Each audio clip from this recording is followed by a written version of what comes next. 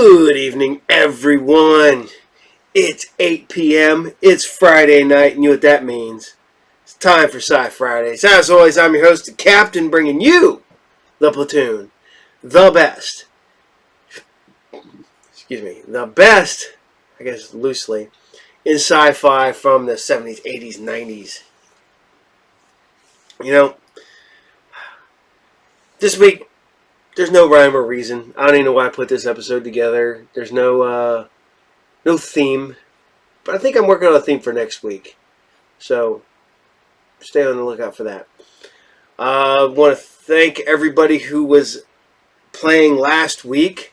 We got a winner for the Feast double-signed DVD, which will get shipped out it's already shipped out. As of this airing, it's already gone. It's in the mail. So, thank you. I want to thank everybody. We are over 5,000 subscribers, and we are growing every day. Like I said, guys, this is a labor of love. This is just something I put together for fun. I like doing it. Frankly, I go back and find all these old shows. Some I find for myself, and then I bring them to you, which I think is working, so there's that. So as always, SciFridays is brought to you by RU Game, the best comic book collectible magic video game toy store located at 124 North Sunset Drive, Piqua, Ohio 45356. You can find us on Facebook too. You can find Group Therapy because my umbrella is Group Therapy TV Productions, because that's a long story going way back to when I first started doing interviews and doing public access television. For those who don't remember, public access television was a thing that they had back in the day when you would go to the local television studio and take them a VHS tape, and you would put your show on it, and you would create it, and you would drop it, and they would air it. I was Saturdays at midnight. But that's why we call Group Therapy TV Productions, because Group Therapy TV is what we started, and this is just a continuation of it. So you can find us at Group Therapy TV on Facebook, Twitter, and Instagram. You can find me under Captain Cartoon on Twitter. So, I don't know. I keep looking at my schedule here. I keep bringing Strange Luck back because I like Strange Luck, and there's not a whole lot of episodes. So we're doing another episode of Strange Luck, and like I said, I can't say enough of this. This is a show I think was well ahead of its time. Maybe not really ahead of its time, but some people reminded me, said it reminds them of Early Edition. Which, for those who don't remember, was, I believe, a CBS show where a guy would get the day before his newspaper, and he doesn't know who delivered it. He just woke up every morning and there was a newspaper for tomorrow on his foot, on his steps for the next day. So, but some people said this, and I get it. And this is one of the ones where I like it because the guy wasn't the lucky guy, because he wasn't. He was really unlucky who turned into luck. So, but here you guys go. This is Strange Luck. This is episode 10, and this is The Box. Enjoy. Trouble? Yeah, it's this lock. I can't get the lock. Is it jammed? Yeah, it's jammed. Here, let me see.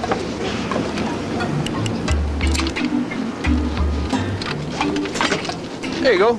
Wow, thanks a lot, mister. Sure. Hey, you forgot your lock. Look at that plate. I got miles to go today. I still think you guys should be eating complex carbohydrates. Yeah, fat keeps you warm on the road, though. Please, you'll thank me. Hey, Hey, I just need a traveler. what's your hurry? What are you, going on a trip? Only cross town. I found 2 addresses for Robert Sanders in 1967. Your father? Could be. I mean, he and my mom and my sister are all buried here in town. It makes sense that this was home at the time of the crash. So I started looking through old phone books and city directories. You found your old address? Could be. Might be a way to find my brother. Sounds promising to me. Here you go. Hang on. It's gotta mean something that I ended up here in the city. Hey, your change. Keep it. Okay, well, good luck.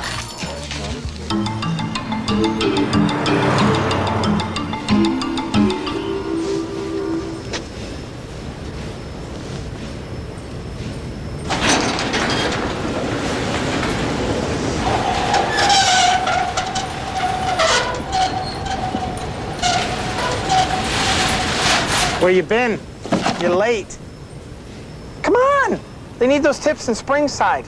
I'm looking for information on a man named Robert Sanders. You're not Minkman? No, I'm Harper. This guy, Sanders, he might have lived here a long time ago. Did you know anything about him? Yeah, Sanders, I heard you. I think there might have been a guy by that name had a company out of here, but he's been gone for years. Is there any chance that this guy lost part of his family in a plane crash? We might be related. As I recall, this Sanders was a big black guy.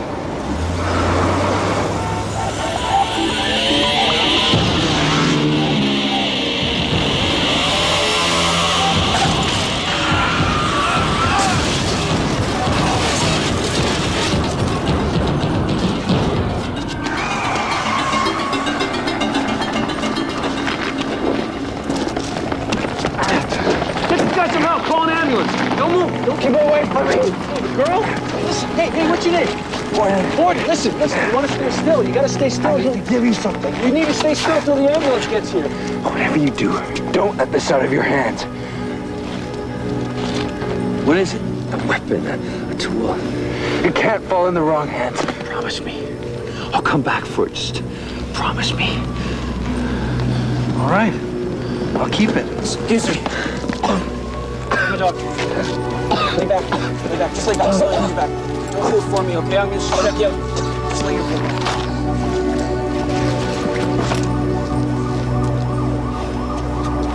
back. People say I'm lucky.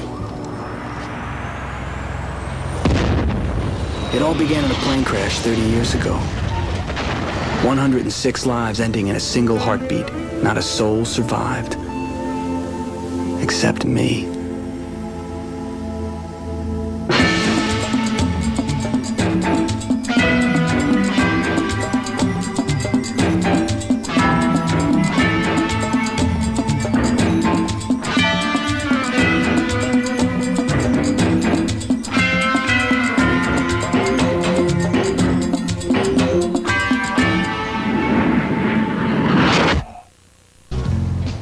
So it was the wrong address? Right address, wrong Sanders. Sorry. Coffee, please. Sanders is a common name. Could be worse. Could be Smith. Here you go. What you got there? Give me some coffee. I don't exactly know. Where'd you get it? This guy did an Evel Knievel. Bam, right out of the sky. Asked me to hold it while I got carted off to St. Paul's Hospital. Why'd he do that? Hard to figure. It's just a black box, isn't it? Let me see. Wow. I'll have tea. You still got that second address, right? Clear across town. That's where I'm headed now. Hey, what are you doing, man? Jeez. Hey, guys, what are you doing? Vance, the box. Hey!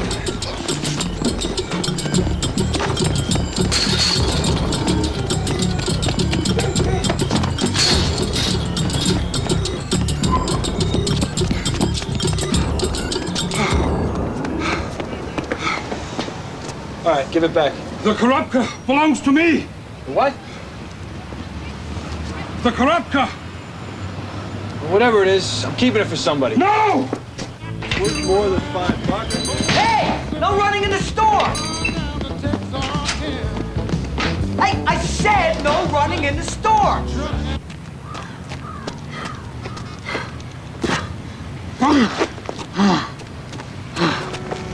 Are you okay? The Karabka. Yeah. What, did you hit your head? We've waited 1,000 years. What? What's wrong? What happened? Beware the power of the Karabka.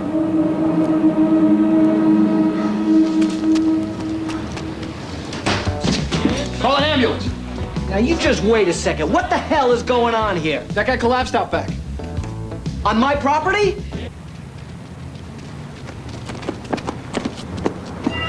What guy? The guy I was chasing. You saw him. He ran right through your store. Uh-huh. Yeah, I think maybe I should call a cop instead of a doctor. He was right here. Is that yours? Yeah. Man, I could really do something with that. It's not for sale. Everything's for sale. Is that a fact? You want a thing like this anyway? I might. I gotta get back in my store before I get robbed.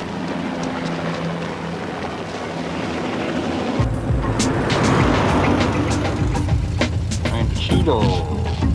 What the heck is Woodridge?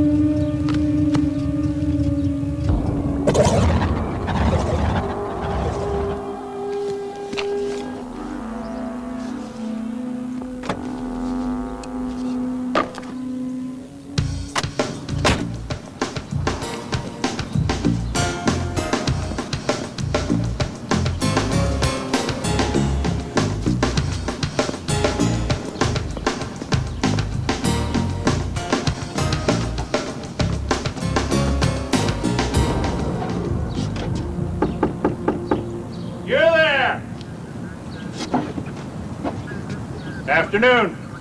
Nice one. You live around here? Just visiting. Don't tell me you're after it, too. After what? The box. Box? A little, black cube. Very popular. I don't know what you're talking about, son. I think we'd like to see some ID. You don't look like cops. Nope. We're the neighborhood watch. That's incredible. You never ever knew where your folks or your sister are buried. Not until a couple weeks ago. And this brother, you never knew what happened to him? Last time I saw him was at my dad's funeral. Well, you could have the boys down at the company check it out, couldn't you? Maybe. Some woman's been living here the last couple of years. Louise Brooks is her name. No husband, no family. Nobody even hardly knows her. Well, maybe she's got some records or something. Here comes your chance to ask her now.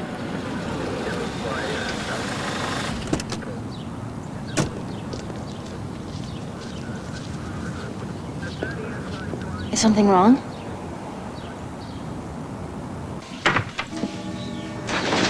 I think this is where my family used to live. So you just want to look around? Yeah. Well, it's only because the neighborhood watchmen are out there that I've even let you get this far. So tell me why I should believe you.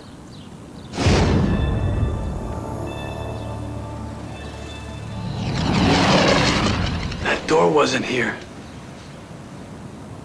Yeah, that's right. We had that done about 3 years ago. All right, come on in. Great. Thanks. Good luck, young man. My husband ran off with our decorator. She was Bauhaus. I'm more Martha Stewart.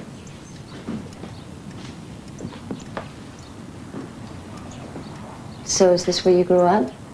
Feels like it. I was only 2. Well, come on, let's go see the rest.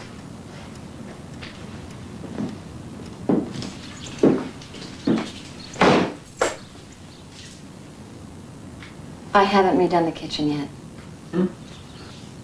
Busy? Well, I'm a teacher, and I'm supervising 2 clubs at school, so I'm lucky to have one afternoon free a quarter. Not that I'm overbooked socially. Anyway, it was lucky for you. I was here at all today. And What do you do, Mr. Harper? Chance. I'm a photographer, You want to take pictures? if you don't mind. Feel free.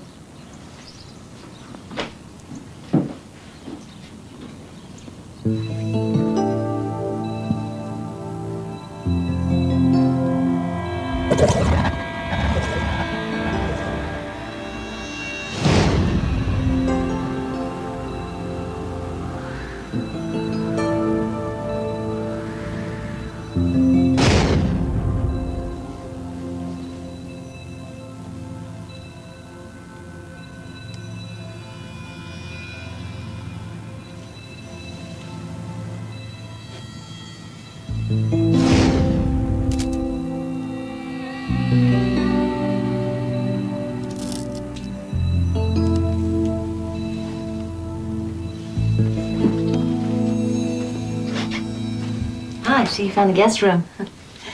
Haven't had any guests in it. My specialty, microwaved hot chocolate. Microwave? Is that odd? No, You want a shot of rum in it? I'll take it straight. This would have been your room, I bet. Maybe. Maybe I'm just fooling myself. Well, I'll look around. Escrow papers, things like that. Maybe I can find something. That'd be great. I'll leave you my number.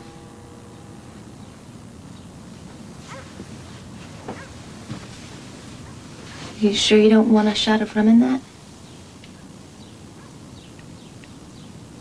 Never mind.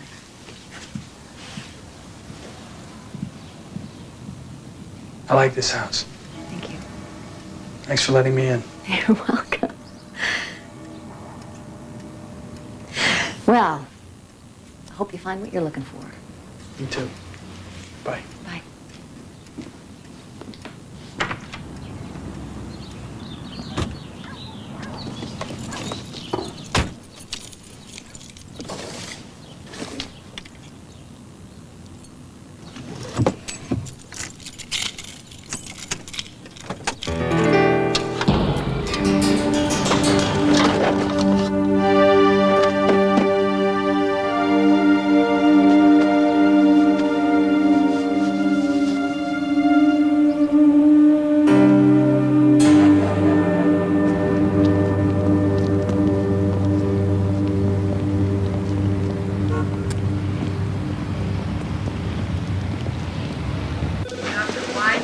Excuse me, I need some help.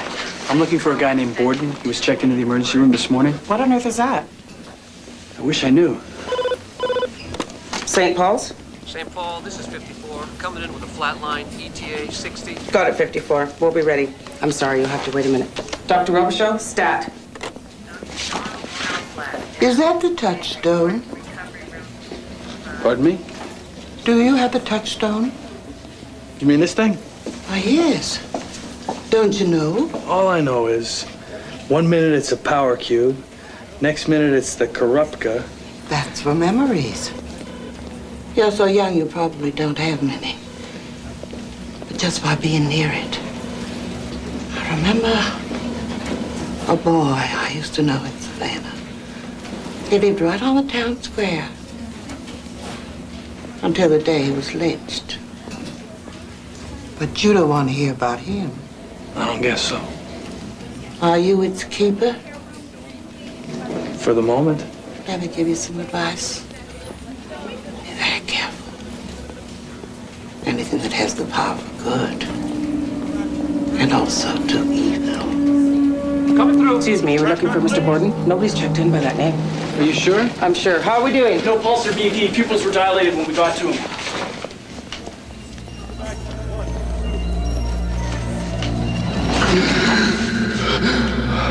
Hello. Take him inside. Ow. Something wrong?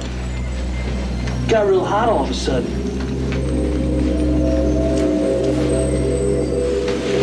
Where's that old lady? What, Mrs. Mustin? Such a shame. What do you mean? She had an accident. She's blind now.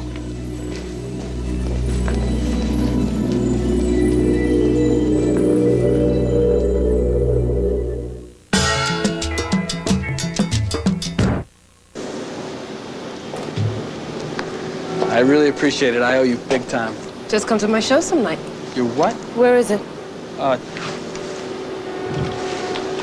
You didn't tell me it was so beautiful. all I know is one guy died while holding it. Blind woman knew what it was without touching it, and it might have brought another guy back to life. It's giving me the creeps. It feels cold. Yeah, it changes temperature, too. What is it? What's inside? I don't know. Kryptonite? Well, the lab tech's a friend of mine. I hope this doesn't startle him. All right, you got a cube measuring close to 7.5 by 7.5 by 7.5 centimeters, massing 300 grams. The material is not metal and not ceramic. It could be one of those new composites, don't touch that, but we don't have anything in our database that would match. The surface is resistant to scratches, and there are no apparent openings. So what does that mean? Is it empty? Not at all. The walls could have a lead component, which would make them opaque to X-rays. It could also be solid. Yeah, but what is it? Beats the hell out of me. Any way to tell how old it is? To do carbon dating, I'd have to remove a sample. Well, is it dangerous? I can't answer that. I think you should assume that it's very dangerous. In fact, I strongly suggest that you leave it here with me for a few days. I don't think that's a good idea. See, I promised this guy... Excuse me. So, have we learned anything? Aside from its dimensions and metric units, not much. I keep feeling like I'm missing something very obvious. I question it. Take it home, put it away, go on with your life.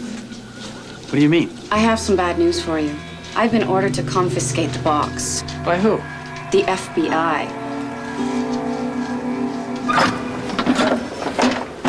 I'm sorry. I didn't know she'd wind up keeping the thing. Something's strange about all this. Did you tell anybody you were bringing me here? Nobody. I gave the office my paging number, that's all. I didn't tell anybody I was coming here either. And? How does the FBI know where to find the box? Why do I keep seeing this red car everywhere I'm going? Oh, Chance.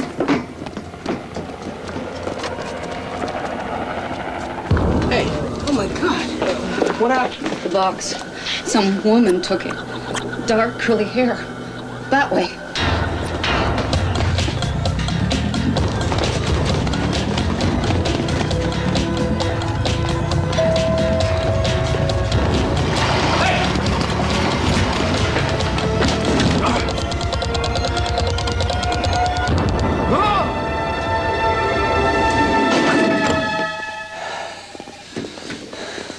Chance, I got it.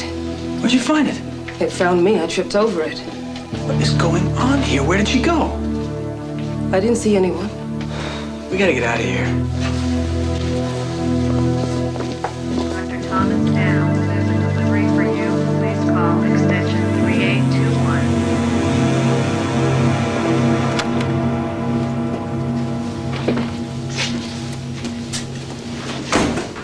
Could have driven myself, you know. Yeah, and we could have stopped at a hospital. Now, why would I want to do that? I might run into a doctor. You want something to drink? I got water. No. Thank you. It feels lighter somehow. Not you, too. It's seductive. I've heard of pieces of art having this sort of effect.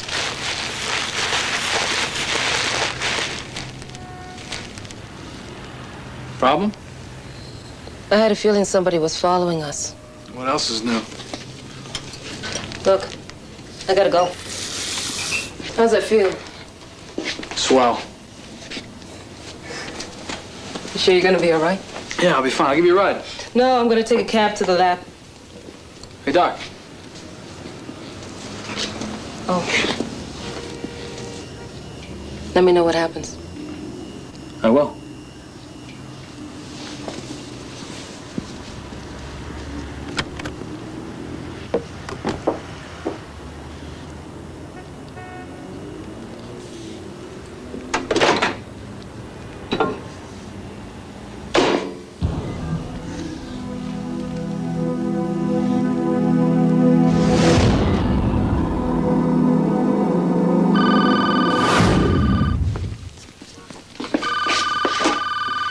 Hello? Oh, hi, Louise. They knew my parents? Hal and Beverly Schlager? Right next door? Oh, that's great. I'll come right over. Thanks.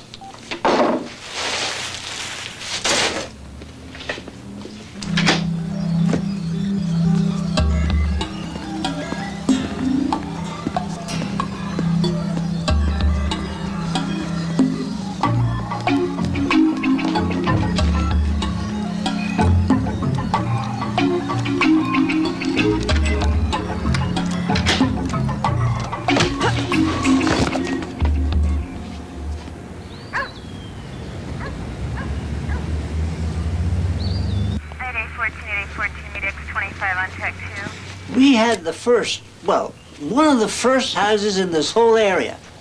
Built it for $9,000. Hell, you couldn't even build a bathroom for that nowadays and it would fall on your head. Harold? She's living in a dream world, Harper. She keeps thinking she's gonna pop over to the neighbors and get a cup of sugar. No, thank you. I'll tell you a secret. Until that Louise gal knocked on the door, we hadn't talked to any of the neighbors in probably 5 years. We're all living behind fences like a bunch of damn criminals. Louise Brooks said that your parents were Bob and Rosemary Sanders. That's what I believe. I was raised by foster parents. Hell, I remember Bob Foster. Sanders. Hey, Bev, didn't they get killed somehow, the whole family? Well, Mr. Sanders died unexpectedly, and his wife and children were killed in that plane crash. They did. We didn't all die. I'm Alex Sanders. I was only 2 years old at the time of the crash. My brother didn't get on that plane, and I'm trying to find him. Oh, yeah, the Sanders kids. They were always digging holes in the yard. I know I spent more time chasing them out of the yard than anybody else.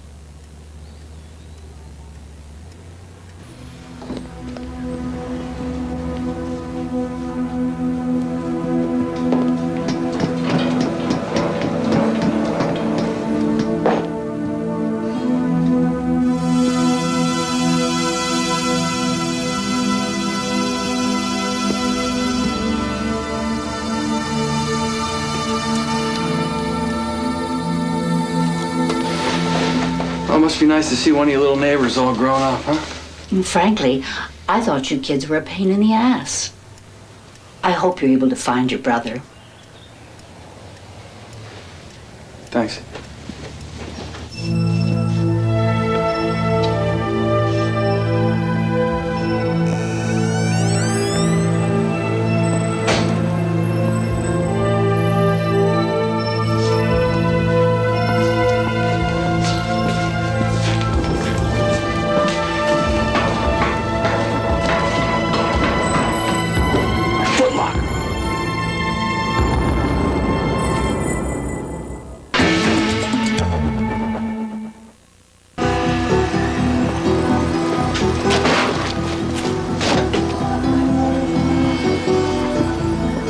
Excuse me.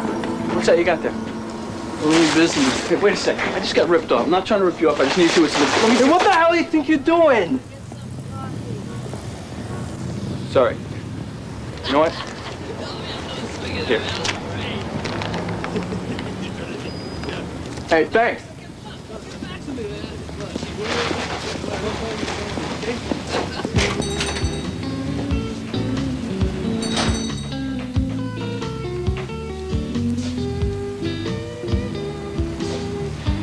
You were here before, chasing a guy. Allow me to introduce myself. The name's William, but everybody calls me Billy Mac. You know, like the song. It's Jimmy Mac. Really? Whatever. I'm looking for some stuff. Stuff we got plenty of.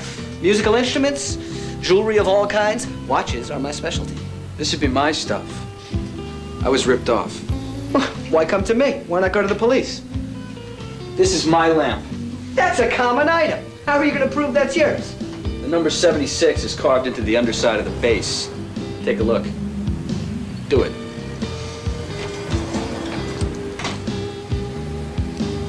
Yeah, take it. Who'd buy that anyway? I did. Let's see. Ah, CD player. Also mine. You understand? In a business like this, I mean, you never know. Go ahead, take it. No questions asked.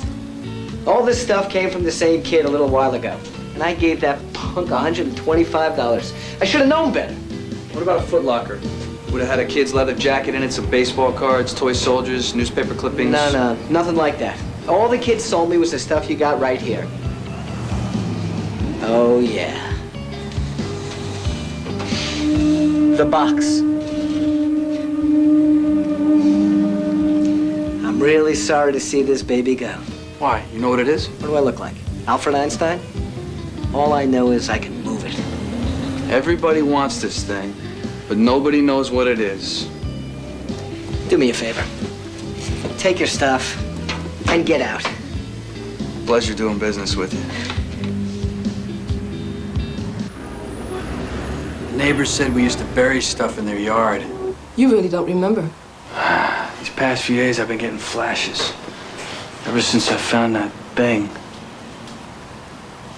It's like I'm putting together a jigsaw puzzle without having the picture on the box. I don't know what it's supposed to look like when it's done. What do you want me to do? Hypnotize me again. No. Why not? No couch. Come on, Doc. You gotta do this for me. Think of it as a conversation between friends. Chance, listen, even if I try, regression therapy is very limited. It worked before. You were able to put me back on that plane. Just put me back in that house. Tell me where you are. I'm in my room. What are you doing in your room? Playing with this metal box. Putting my plane inside. Did you see anything else? Anywhere? Bye, kids. Now do what your mom says, okay? All right, be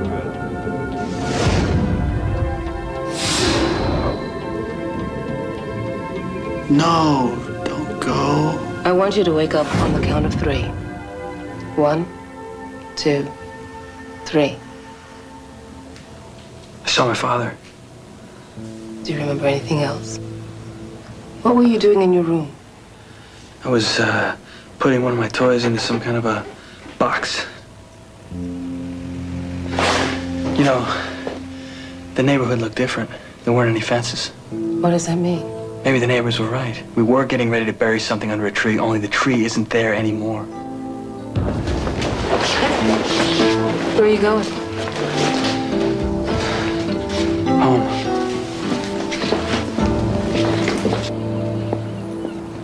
Chance Harper, I've got something to trade. I have your Foot Locker. And I want the box. You broke into my place? No! Some kid got there first. But you took my stuff. He did. Get off my car. And he hit me too. What'd you steal from him? Listen, I am not a thief, I'm an archaeologist. Besides, I already feel bad about, well, what I did. I don't care.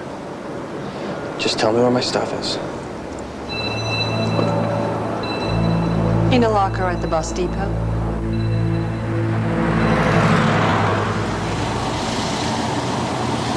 You lead a strange life.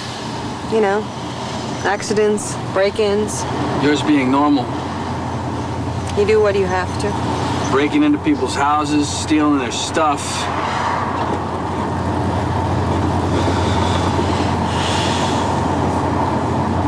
140 years ago, a meteorite exploded in the atmosphere over what is now Uzbekistan. Well, because of the remoteness of the location, very few fragments were ever discovered. In fact, only one which a local artisan shaped into a cube. This cube possessed unusual physical properties. The only scientist who's ever really examined it concluded that it was matter of the core of a planet that never formed, a material never before seen. The Koropka, the touchstone, the box. Well, yeah, I know it as the Bodian fragment. I've been trying to put my hands on it for 3 years now. Here, got your hands on it now. Happy?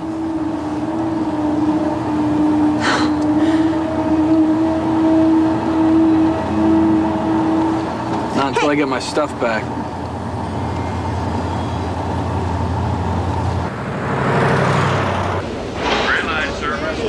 right? Follow me. Bay City and Manville. We'll be boarding in 5 minutes. Well, it was there before. Hey, here, hurry. Put it in the back.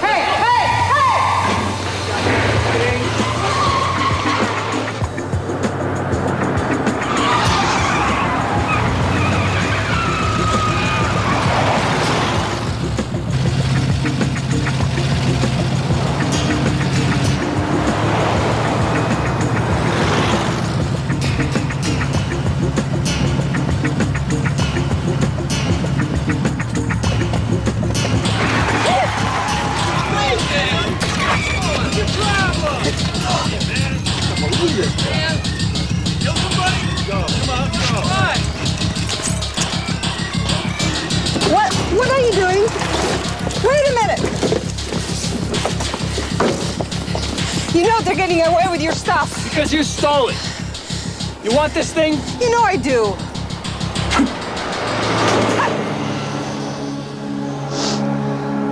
Go get it.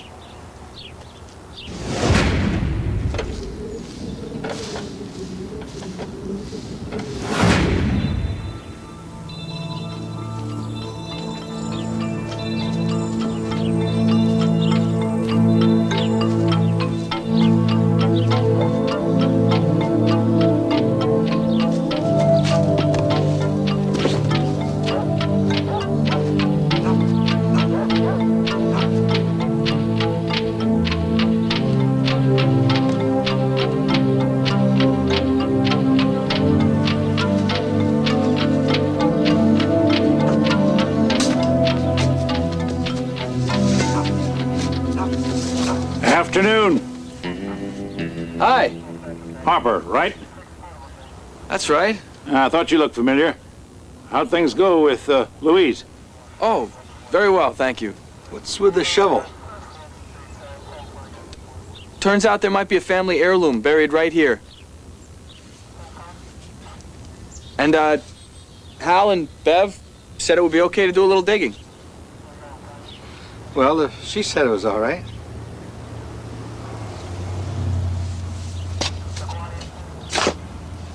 I hate to tell you this, son. I know we buried it here. I saw it. Well, no one's saying you didn't. A lot of time has passed. Someone could have dug it up. It could be anywhere but now. It's here. I know it is. I saw it.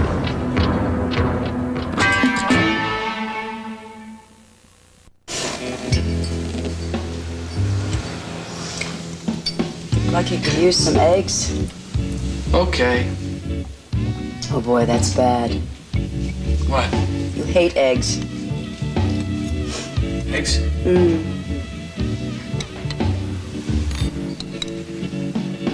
You didn't find anything? Nope. And I'll probably never see that Foot Locker again. I'm sorry. I know how much it meant to you. Past tense. It's time to put the past where it belongs, behind me. I gotta get on with my life and stop looking back all the time. That's a very good philosophy. You know, this whole thing about roots and family and your place in the gene pool, forget about it. You gotta go with the flow. You know, if things are meant to be, they're gonna be. You think? Absolutely. Nice try.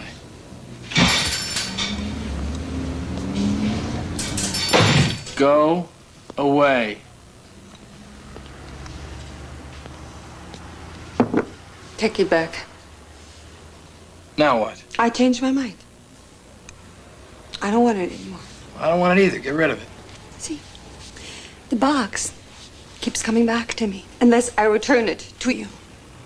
So here, It's all yours. I don't want the damn thing. Give it back to Borden. Give it to Houdini for all I care. Just get it out of my life. Houdini? I just found out my best friend died. I can't eat. I can't sleep. I've developed a rash on my...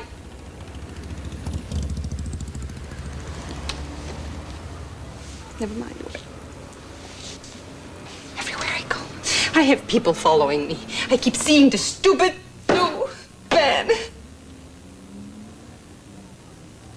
That thing is cursed. So I'm supposed to keep it, meaning I get cursed. Well, you were doing all right with it. Probably helped you.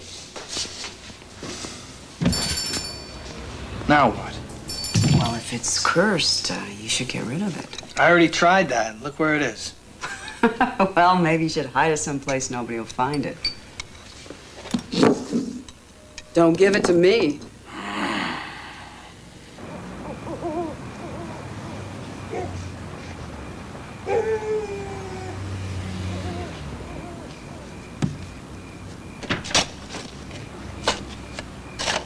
Who's there?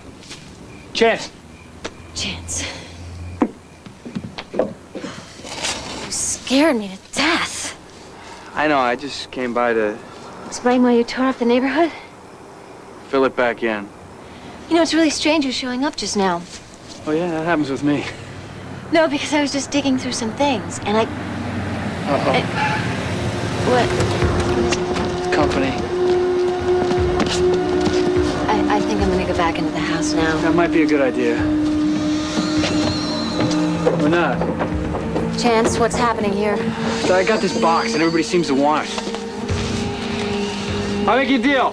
My stuff for the box. Shut up and give me the box. Who the hell do you think you are? Now, you can't just come in here and talk to him like that. Take them. Okay. Stop right there. This is the neighborhood watch. The police have been called. Now raise your hands. This is the neighborhood watch. Raise your hands.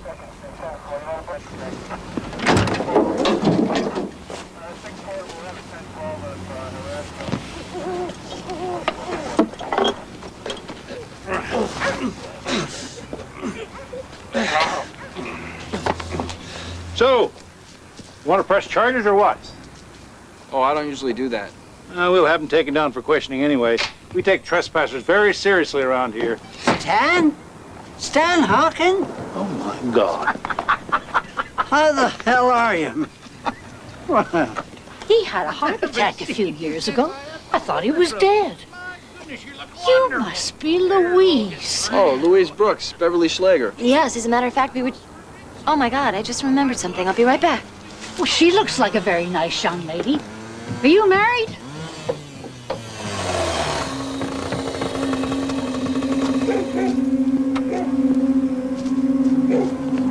Borden? So where is it? Buried it right here. Who's this one? He's the guy who gave me the box in the first place. Now, just wait a sec. It's your yard, Hal. It's Chance's ditch. Let him dig. You didn't answer my question. She's very pretty. She's single? Any luck? No, not yet. Let me try.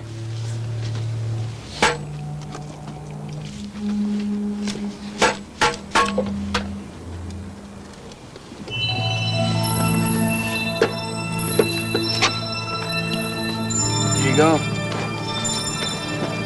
Is that really yours? No.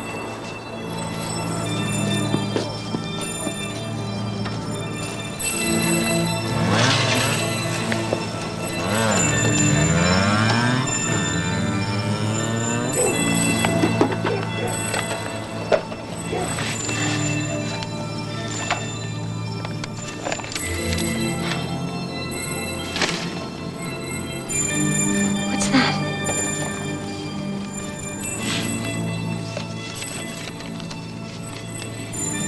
Do not open before April 13th, 1977. Placed here by Jean, Eric, and Alex Sanders to show the future what life was like on Woodbridge Street in 1967. From Jean Sanders, a spider from her creepy crawler oven. From Alex, his airplane because today his daddy was going to fly on one. from Eric his real daddy's dog tags.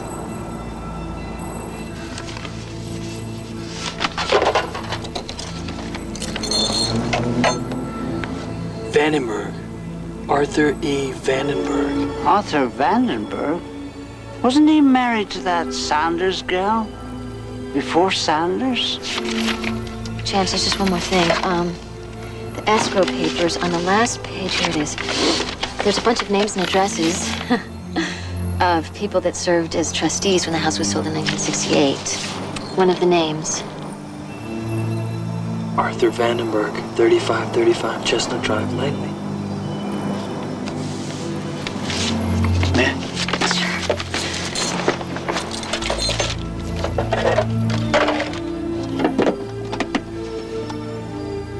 Thanks. Hey, Chance, come back and tell us what happens.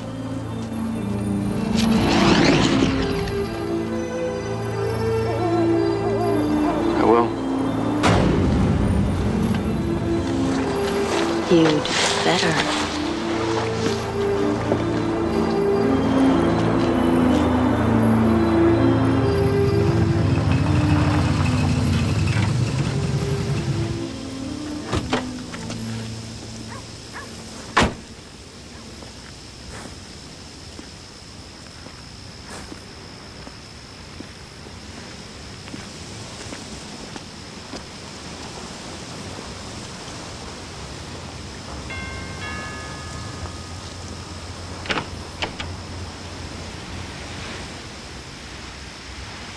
I'm looking for a man named Vandenberg. It's me. Okay, I gotta ask you, do you know Eric Sanders? I used to be Eric Sanders. I think you're my brother.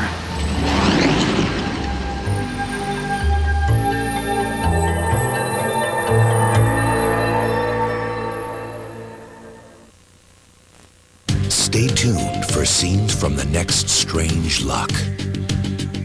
Found his long-lost brother. You gave that to me the day you went away. Now, all he's got to do Something I should probably tell you. What's that? I'm an international drug dealer. No! is keep him alive. Strange Luck. A brand new episode next Friday on Fox.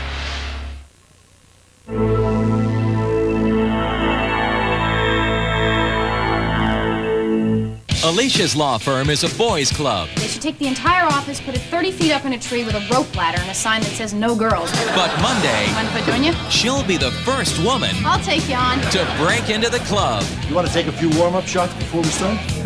I'm warm. on a brand new Partners. Then, get to know TV's funniest couple. This marriage is to have any chance at all, we really got to start staying the hell away from each other. Catch a brand new Ned and Stacy after Partners Monday on Fox.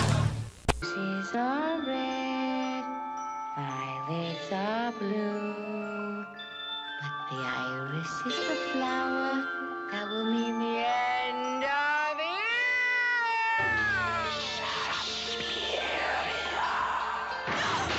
You can run from Suspiria.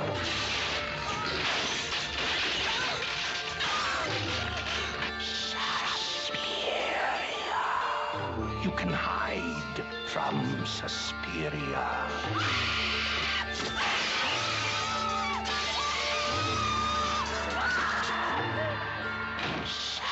Suspiria. But you cannot escape. Suspiria.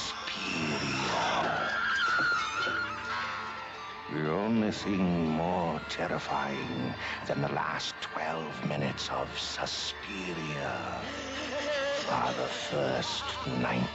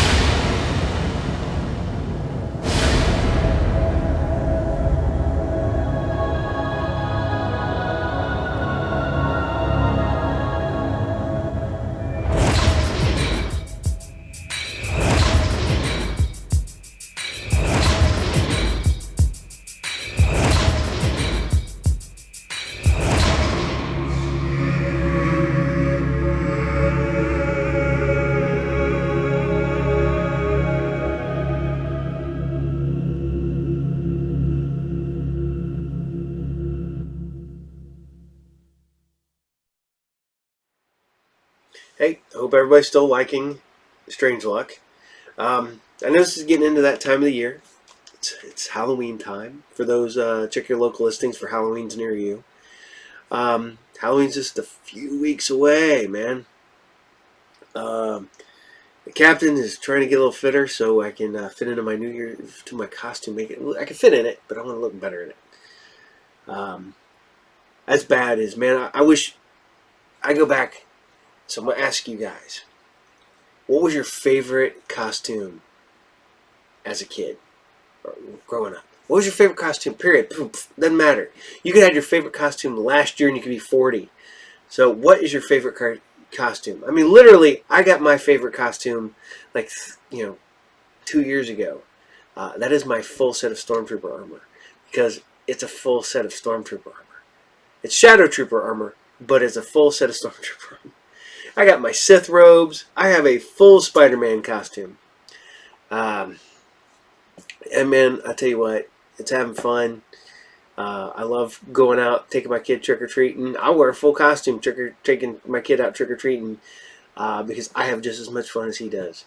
And adults will still continue to try to give you candy. So, hey, to all you kids out there that are watching this, remember, just go trick-or-treating, man. If you want to go trick-or-treating, have fun. Jeez, come on. Whatever, man. If you're 40 years old and you show up at my doorstep and I'm handing out candy, even though I probably won't because I'll be out taking my kid trick-or-treating, taking out the Vince, who's not with us today. So, all right. Now I'm getting off that tirade. I decided to do a little something. Maybe, I guess this would be a theme. I'm going back to the sci-fi comedies. So we're bringing back Small Wonder this week. This is episode 4. It's The Suitor. I really looked into this because I thought in my heart of hearts that there was some product placement for this, some merchandise for this, and I cannot find any. I mean, I'm probably pretty sure that there might be some in Europe or someplace like that, but man, there just was no merch for this toy. I mean, for this show, and you thought there would have. Man, I'll tell you what. I knew girls I grew up with, man, that were like my sisters. They would have loved to have a Small Wonder doll. Have a Vicky doll, man. Something like that. They would love to have that. But here you guys go. This is Small Wonder, episode 4, The Suitor. Enjoy. She's a small wonder, lovely and bright and soft curves. She's a small wonder, a child unlike other girls. She's a miracle, and I grant you, she'll enchant you at first sight. She's a small wonder, and she'll make your heart take flight. La la la la la la la la la la la. She's fantastic, made of plastic, microchips here and there.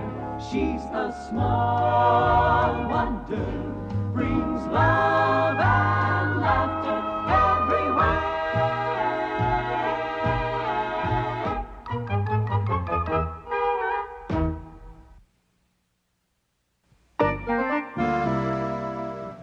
Now, if I had 428 apples,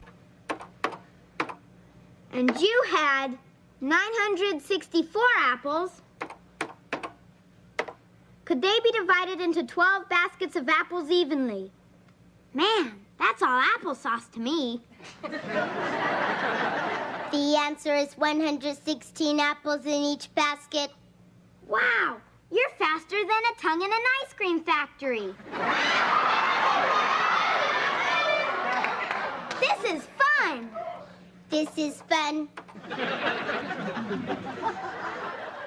Oh, hi, kids. Hello. Jamie, be careful of that computer. It's not a toy. I know. I'm just using it for my homework. Where's your mother? She's fixing dinner. Hi, honey. Hi. We're having minestrone tonight. Oh, very good. Mind if I have seconds? Help yourself. Thanks a lot. Try snuggling up to the minestrone on a cold night. Honey, I'm kidding, you know. I know which side my bed is buttered on. Oh. Hi, Mr. Lawson. Can Vicky come out and play? No, she's just a little busy right now, Harriet. Doing what? Oh, things. Yeah, things. How come she stays in the house all the time? Is there something wrong with her? Not at all, Harriet. She just doesn't like to go outside much. That's unhealthy. Kids need plenty of fresh air and exercise. Well, that's so true, Harriet, and that's why I want you to breathe very deeply while you jog back home. My dad thinks you're working on some secret stuff. Because you've got all that electronic junk in your house. Secret stuff? That's funny. Isn't that funny, Joni? That's funny. That's funny. Goodbye, Harriet. Nosy neighbors. You know, it's not bad enough that her father bugs me at the office, but he bugs me at home, too. I'll speak to the pest control man about him. Yeah. I like your thinking, honey. Now, listen, do you need some help with dinner? Oh, thanks, honey, but you've had a long day at the office. I was talking about Vicky. Honey, you should use her more around the house to help out. You know, you can program her to do anything. You can program her to vacuum, do the dishes, anything you want. No, it makes me uncomfortable taking advantage of a little girl that way. Joni, honey, she's not a little girl. She's a robot, an android, a mechanical device, just like your blender. My blender doesn't have big, soft, brown eyes. I'll see who that is. I've got it, Dad. See who it is first. Vicky, up periscope. Up periscope. Oh, no! Vicky, down periscope. Down periscope. Who is it, Jamie? It's Warren Enright, the biggest nerd in school. Nobody can stand him. He's dull, he's obnoxious, and he's got one really terrible drawback. What's that? He's very smart. Jamie, I have something for you. No, Jamie, here. You have wrong place. This is sushi bar. Jamie, that's not nice, and it's a terrible accent. Let him in. But if my friends find out, they'll never speak to me again. Yeah? Well, you don't need friends like that. Now, Vicky, go into the kitchen. Say to Joni you want to help her. You want to help her? No. You want to help her. You want to help her? No. You just go in the kitchen and say it, okay? Okie dokie, boss. I taught her that. She can say okie dokie sahib, too. Jamie, I'm still here. Jamie, let him in. And be nice to him. Oh, and keep him in here. I don't want him to see Vicky. Come on in. Thanks. Gee, it's really nice of you to let me in your house. Nobody else does. Don't mention it. And I mean, don't mention it to anyone. Who would I tell? Nobody talks to me. Hi, Warren. I'm Jamie's dad. It's really nice to meet you. Nice to meet you, too. I'm Warren Enright, Jamie's... I almost said friend, but that's not the right word since all the kids hate my guts. I'm sure that's not true. And Jamie doesn't hate your guts, do you, Jamie? I've never seen his guts. But I'm sure they're very nice. You left your glove on the playground. I figured you wanted it, so I figured I'd bring it over. Good figuring. That was really thoughtful of you, Warren. Here, come on over here. Make yourself at home right on the couch here. Hey. Jamie, I'm sure you and Warren have a lot to talk about.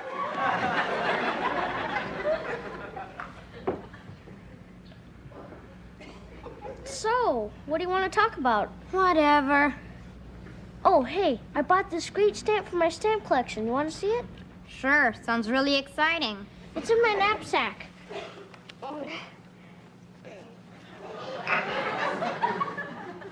Need some help?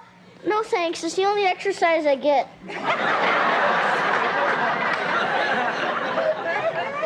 Vicky, I'd like you to take these flowers and put them on the coffee table. And when you're finished, come back, okay? Okie dokie, boss. Vicky, please don't call me boss. Okie dokie, sahib. Just wait till you see the stamp. It's really old. It's gonna be a lot older by the time you get that off. There, got it. Vicky! Oh, what are you doing in here? Putting these on the table. Go back in the kitchen. When I finish with this as programmed, We'll go back in the kitchen right now. I must carry out previous input data command. Gee,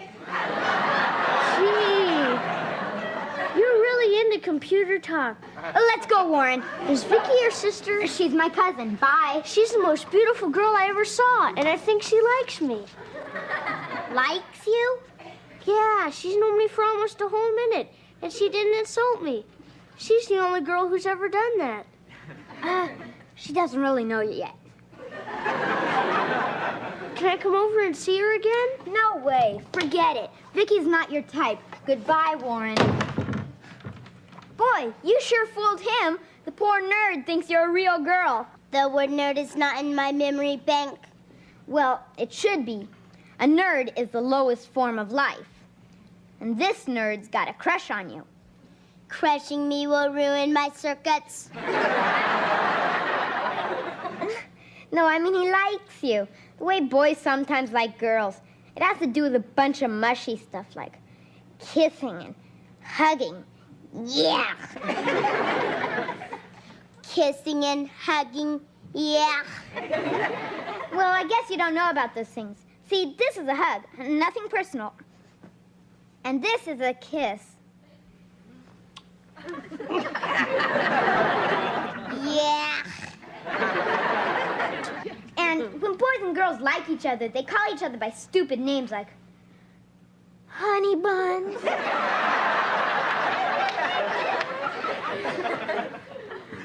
Honey bun. And they bat their eyes at each other like this.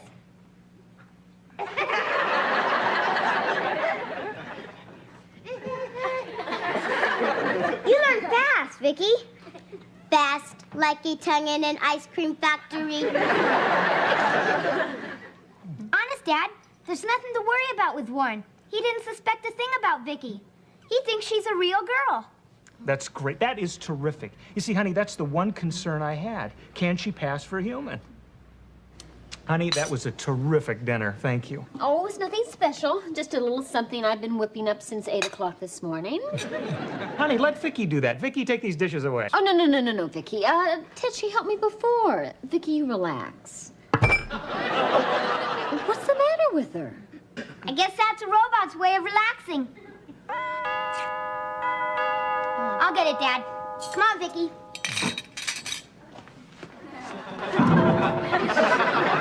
You can straighten up, Vicky. I better see who that is. Here. Up, Vicky. Oh, no. It's the incredible nerd again. Put me down, Vicky. Who is it, Jamie? The nerd again. What do you want, Warren? I brought this for Vicky. I'll make sure she gets it. Jamie, that is rude. Let him in. Twice in one day? He'll see Vicky. Yeah, well, if she fooled him once, she can fool him again. And it's a real good test for her. Come on, Vicky, sit here on the sofa. Hi. Come on in before somebody sees you. Hi, Warren. How you doing? Hi, Mr. Lawson. Oh, yeah. Let me get that for you. There you go. Okay. Well, I will leave you kids alone now. Have fun, okay? Fun.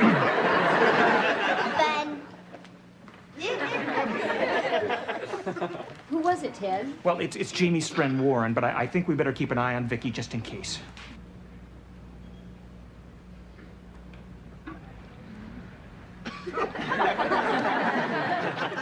Hi. Nice to see you again. Nice to see you again.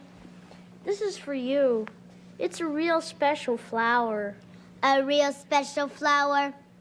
That's because it's the first flower I ever gave to a girl. I wasn't going to come back, but I had to see you. Cause I really like you. I really like you.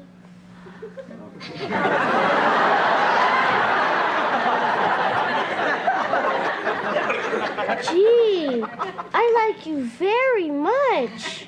I like you very much. Honey bun.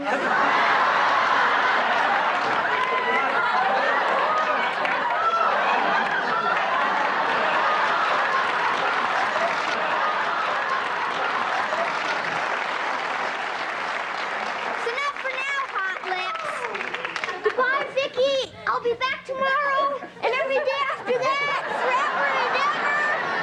forever And ever. Did you hear that? Yeah. Goodbye, Warren. Vicky, you created a monster. Only this one wears white socks. This is fun.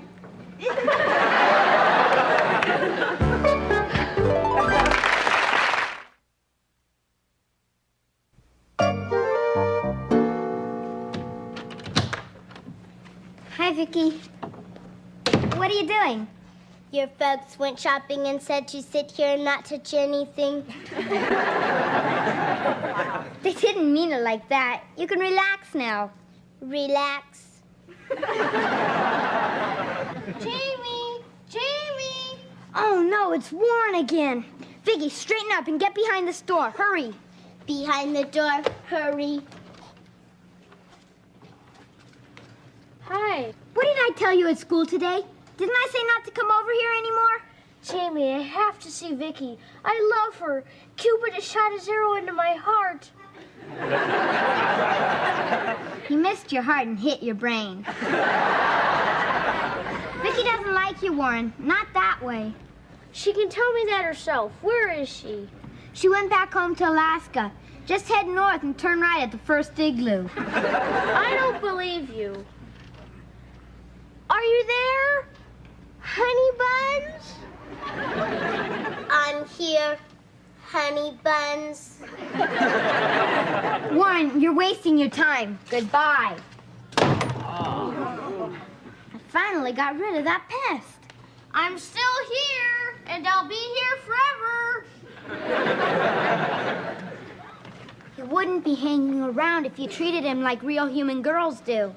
If I treated him like real human girls do? It's against my gentle nature. But what I'm going to do is program you to treat Warren like all the girls do. Got it? Got it. You understand all that, Vicky? My computers have processed the information. I hope that's good. Okay, Warren, come on in. Vicky wants to see you. See? You can't stop true love. Would it be asking too much to leave Vicky and me alone? Yep. I figured.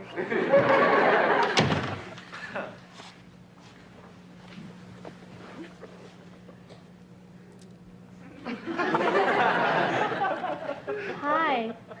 Hi. I got this for you. I hope you don't mind. I ate a few pieces while I was waiting.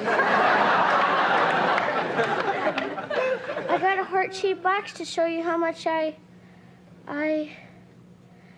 love you. Do you love me? Love, yeah. Well, you don't actually have to love me. With you, I'll settle for a nice, friendly insult. Warren, yuck is an insult. Oh, good. Vicky, would you like to hear a poem I wrote for you? Honey Buns? You are blubber buns. Blubber Buns? I get the feeling we're drifting apart. You're an overstuffed toad. Well, I never said it was good looking. Yeah, on you. I already said that. You're obnoxious and a pest. I know. I was hoping it was different with you. A nerd is the lowest form of life.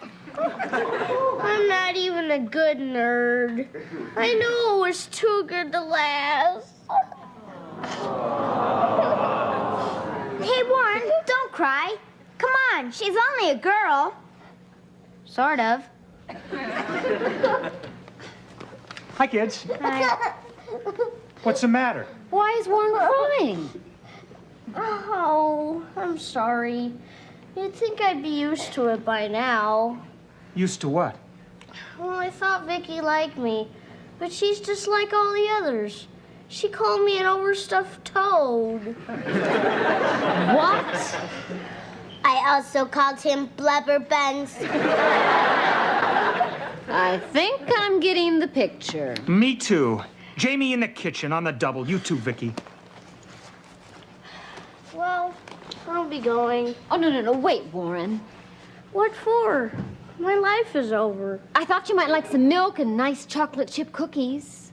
Well, I guess my life could be over a little later. I'm sorry, Dad, but it was the only way I could figure out to get rid of Warren. Jamie, just because the other kids treat him that way, you don't have to. That's right, Jamie. Warren has feelings, too. How'd you like it if the other kids treated you that way? I guess I wouldn't. Kids can be so cruel, without even realizing it. Like making up a word like nerd. That's right. Now, would you believe when I was a kid, they considered me a nerd? Sure, Dad. What do you mean, sure, Dad? It's okay, honey. I got a thing for nerds. Here, honey, bring these into Warren and try to cheer him up, okay? Okay. Hi. Here, this will make you feel better. I hope so. I feel like that guy in the TV commercials who uses the wrong deodorant. Don't feel that way, Warren. You smell good. So what? Nobody wants to smell me. Listen, I'm sorry, and I apologize if Vicky hurt your feelings. Yeah? Gee, I've never been apologized before. Well, I've been mean to you, and I've put you down a lot. And I'm asking you to forgive me. Kids can be so cruel. I know, I'm one of them. So, do you forgive me? Oh, sure. Does this mean you like me? Yeah. A lot? A lot? A whole lot? A whole lot? A whole? Don't push your luck. Okay, I'll take your word for it. You know, it was bound to happen with Vicky. She's too good for a guy like me. Any girl is. Listen, that's a bad attitude. You gotta start believing in yourself, Warren. Someday you'll find someone, I'm sure. But what girl in her right mind would ever like me? Hi, can Vicky come out, Aunt? Oh, wow. What a hunk. Hi there, big fella. Are you talking to me? Harriet, this is my friend Warren Enright. He's one of the most popular guys in class. No, I'm not. And he's modest, too. You won't find anyone who thinks less of himself than Warren. That's true. And Harriet is our delightfully charming neighbor. Say something delightfully charming, Harriet. Buzz off. I'll take it from here. Warren. Amazing. Absolutely amazing.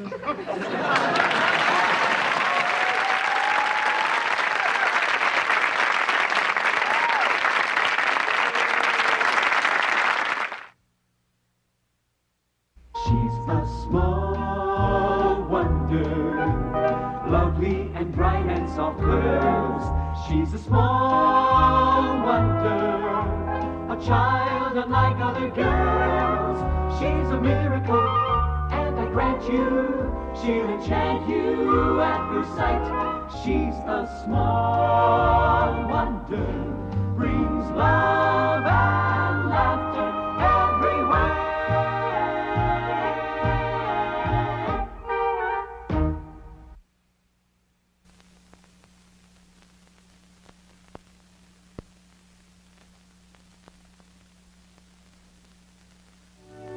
Kotor, Ramnia, Duo.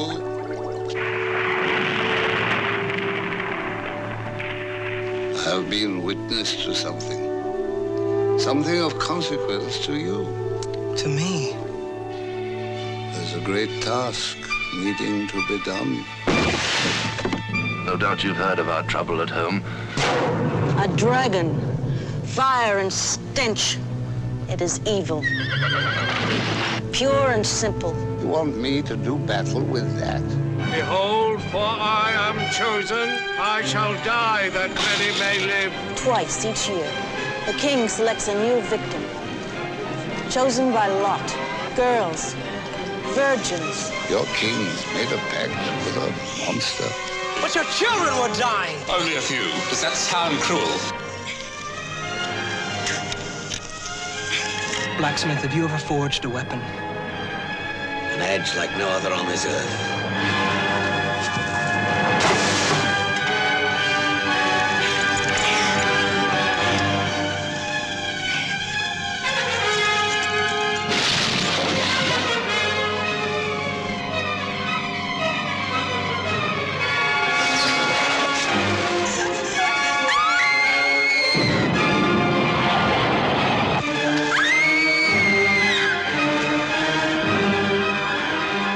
Dragon Slayer.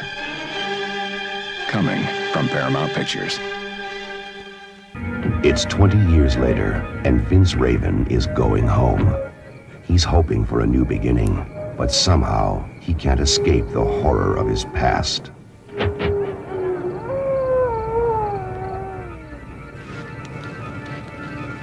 And now, things are really getting hairy.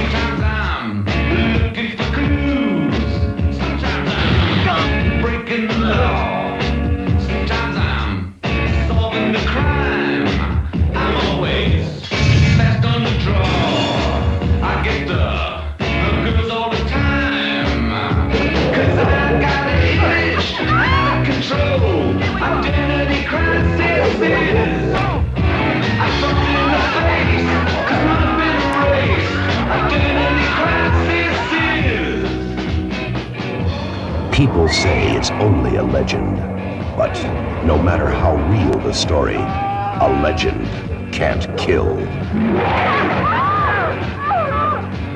Is he human? Or is he master of the dogs? The terror of your worst nightmare is about to be unleashed. Monster Dog. Hey, I hope you guys are still liking Small Wonder. Yeah, like I said, man, I'm just realizing that they were close to making something, but maybe I'm just remembering stuff like maybe some little kids made their own Vicky costumes when I was a little kid, you know, wore them. So I don't know, because I swear I remember there being Halloween costumes at least. But evidently, Small Wonders was an anomaly, man, because a super successful show that had no tie-in merchandise. I think there had been like a lunchbox or something, man, some like a Trapper Keeper, freaking something. So, keeping this theme going, keeping it the sci-fi comedies, sci-fi sitcoms. We're back to Out of This World. Out of This World, I'm going through and I'm finding what episodes I can find. So I'm not finding entire seasons, but I'm finding a lot of episodes. The later it goes, the more episodes I find. So, yeah. So yet again, another show that I don't believe there's any merch for. But really, what could they have done? You know, I mean, they could have made a cube thing. It opened up and it would like talk to you. That would have been kind of fun.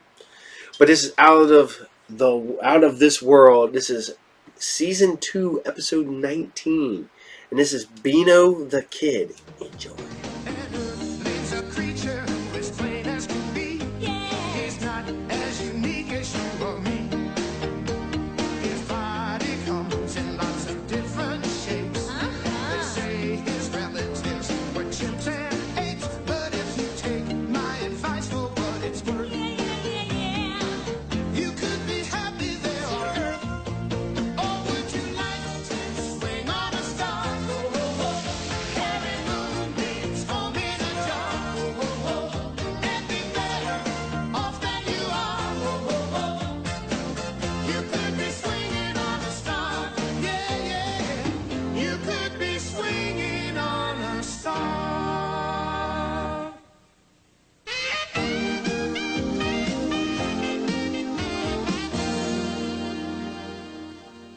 My name is Beano Froelich, owner of Beano's Health Club.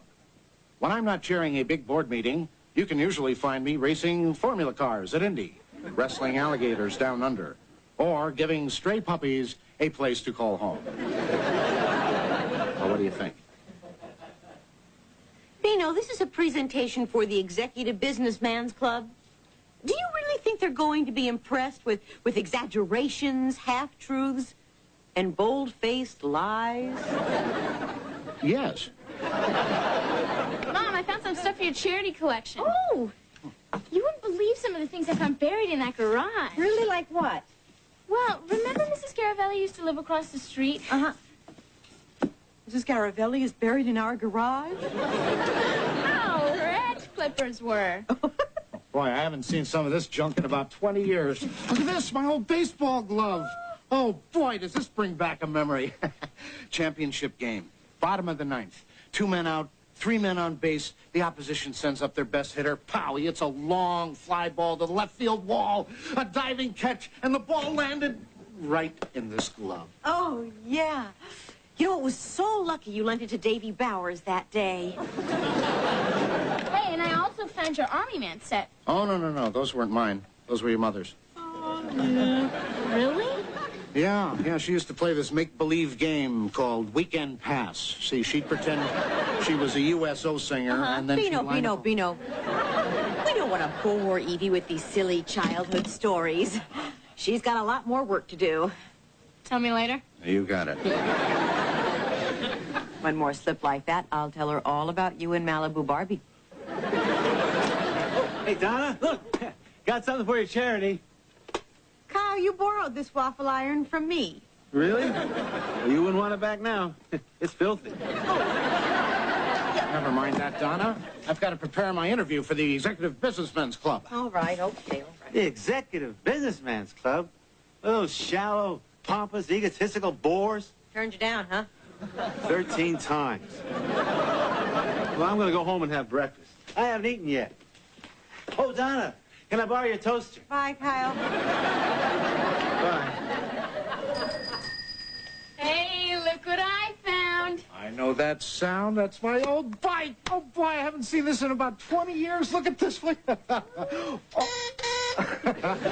I used to take this bike everywhere with me, Evie. We were inseparable. Oh, hey. I also found some old love letters addressed to Honey Lips. Yes. Honey Lips, yes.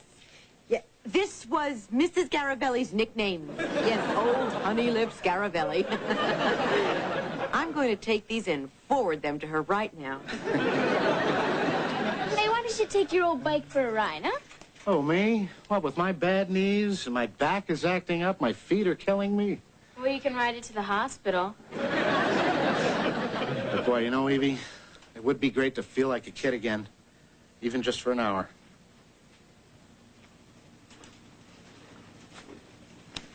What could an hour hurt? Make Uncle Beano younger. Younger.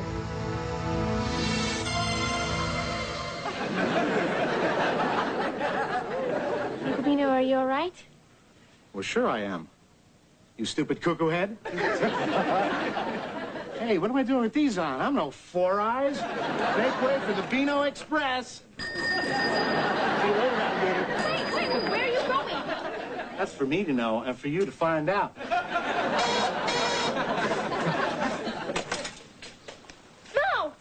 Uncle Beano, watch out! Oh, you're gonna run over that cat's tail. Edie? I didn't do anything. Nobody said you did. And they better not. So, what's for lunch, huh? I don't know. Is there anything special you want?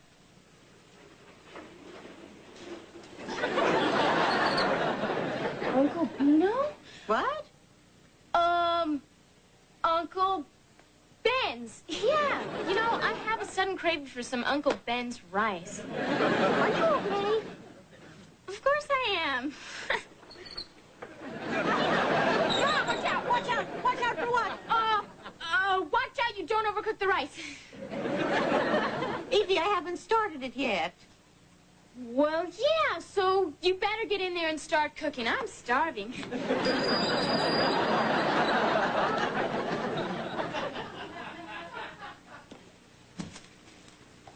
Was that who I think it was?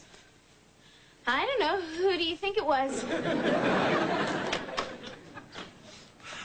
Beano, have you lost your mind? Yeah, it's all pink and slimy. Find it? That's disgusting. Yeah, I know you are, but what am I? Hey, Donna, what's that on your shirt? What? That. Gotcha. I can't believe she fell for that one. Donna is a moron. Donna is a moron. A moron. A moron. Okay, Evie. Out with it. Okay.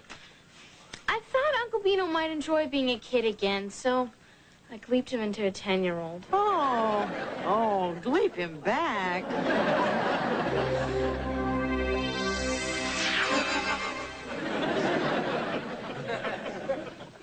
Are you okay? Sure. Oh, well, that's a relief. Well, I'll see you. Where are you going? Upstairs. To jump on the beds. Bombs away. Jump on the bed! So I tried to undo the cleat, but nothing happened. Let's go back down to the table. No, it's on the table. It's a Troy. It's a table. Beano thinks he... Beano thinks... Beano thinks he's 10 years old. What are we going to do? First, stay calm. Second, don't let him ride the little horse outside the Kmart. Dad, why can't I change him back? Evie, the problem in a case like this is that the person has to want to be an adult again. All the gleeping in the world won't work. Look at Jerry Lewis. Troy. Troy. Oh, will you be quiet? Okay, fine, Donna. Just trying to help. Oh, no, not you, honey. I was yelling at Beano. Dad, Uncle Beano has a very important interview tomorrow. Well, you better reschedule it. Well, for when? No, let's see. What's today? Saturday, Sunday, Monday, 1998? What? Just kidding. I'm sure it won't last long. Besides, how much trouble can he be? Incoming! Then again, there's always military school. Well, I tried to cancel your uncle's appointment with the membership chairman, but he'd already left for the health club. Now I've got to go over there and cover for Beano. Good luck. Evie, while I'm away, you'll have to babysit your uncle. What? Babysit a grown man? Don't you think you're overreacting a little? Oh, don't cry, lady. At least I got him out of the tree. Hey, everybody. Want to see my new turtle? He's neat. Where did you get that? I made a trade with Johnny Marsh. What did you trade? Your car. Okay, I'll babysit. You get the car. All right, Beano. Now listen, young man. I'm going out. while I'm away, I want you to listen to Evie and... Oh, boy, what a jip. Don't worry, Mom. I'm a babysitting pro. Every trick in the book's been tried on me. Whatever he does, I can handle it.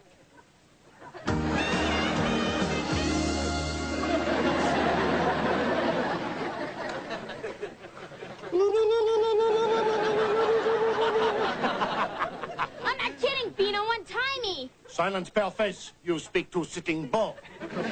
When I get loose, Sitting Bull won't be able to sit for an entire week. This is my final warning. This is my final warning. I mean it, Beano. I mean it, Beano. Cut it out. Cut it out. You're gonna get it. You're gonna get it. Okay. If you untie me, I'll bake you some chocolate chip cookies. All right. Okay. Now, I want the ones with the nuts and the raisins and those little candies.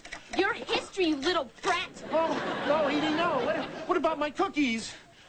I lied. Ah! No, Edie, no. No. Please. Get back here right now. Please. No, right now. Make the cookies, please. Okay. I'll bake you some chocolate chip cookies. Just sit down. And I don't want to hear another peep out of you. Peep. I heard that.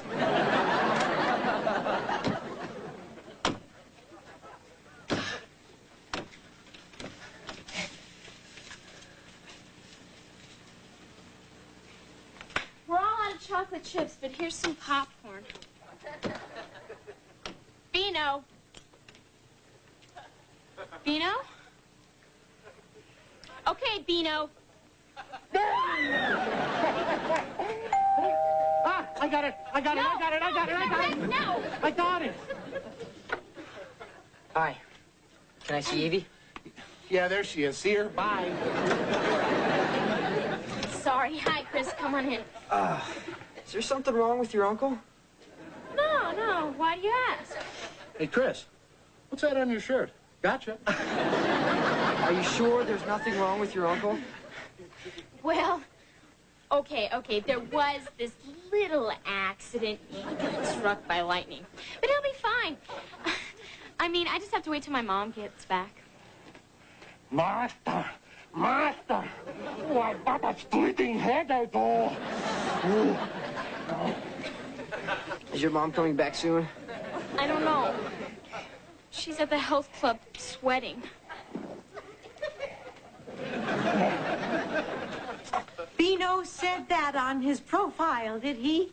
Well, that's, come to think of it, I do remember him winning the Nobel Prize.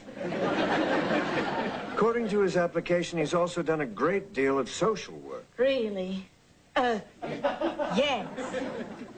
Like the pathetic story of the poor wretched girl who had sunk so low she ended up dancing in a cheap waterfront dive until he straightened out her life. My, that is quite a story. You must be very grateful to him for getting you out of that bar. Well, sure, Me? Yes, I'm very grateful, very grateful. I wish he were here right now so I could thank him in person. Oh, Donna! Well, now, this is a surprise. Imagine bumping into the membership chairman of the Executive Businessman's Club. Imagine that. Mayor Applegate, so nice to see you for the 14th time. Say, did I tell you in our last interview how I was elected mayor? No, but... I ran a tough, honest campaign based on the issues, and the people chose the best candidate for the job. As I recall, your opponent was exposed as a devil-worshipping communist. He ended up dying of a heart attack a week before the election. But Kyle still won by 3 votes. Kyle, we're here to discuss Beano and his qualifications. Oh, of course. Would it impress you if I were to get a letter of recommendation from the President of the United States? Yes, it certainly would. Stall him, Donna. I'm going to get some fancy stationery.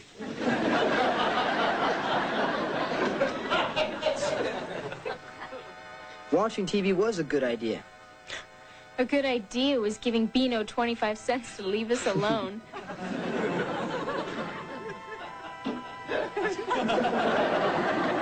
I'm glad we stayed here. This is romantic. Yeah.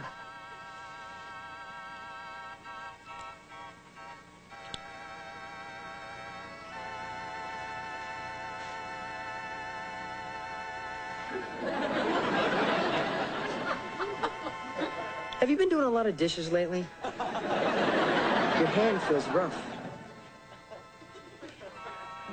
It does? Yeah, and your knuckles are hairy. What?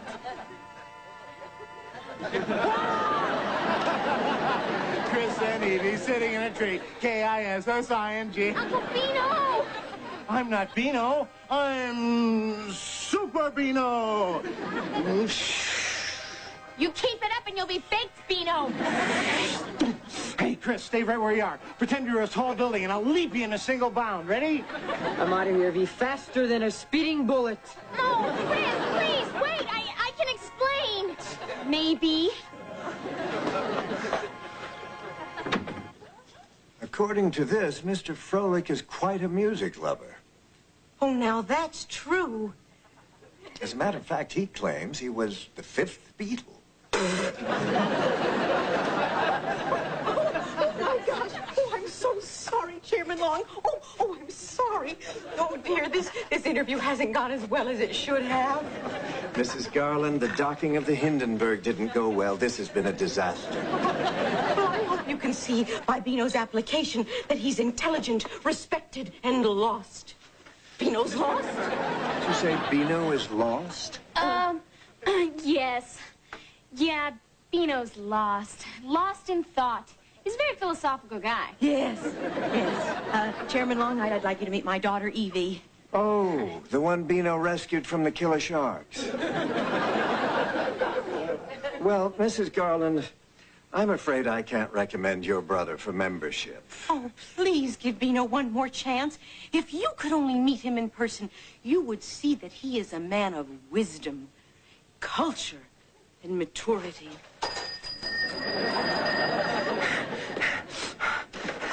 Hey, dudes.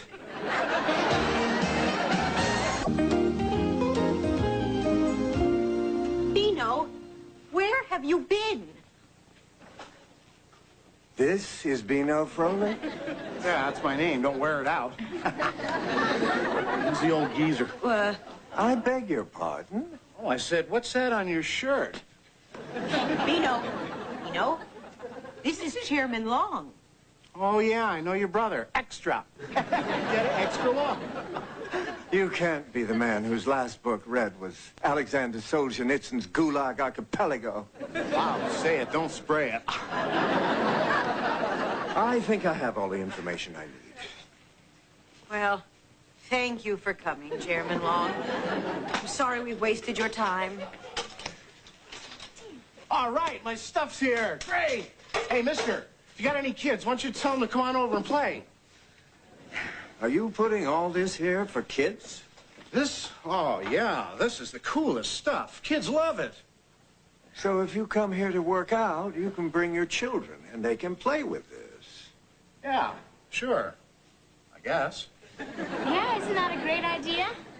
Well, yes. I wish I had a place like this to come to when I was a child. Yes, yeah. Then you wouldn't have ended up dancing in a cheap waterfront bar.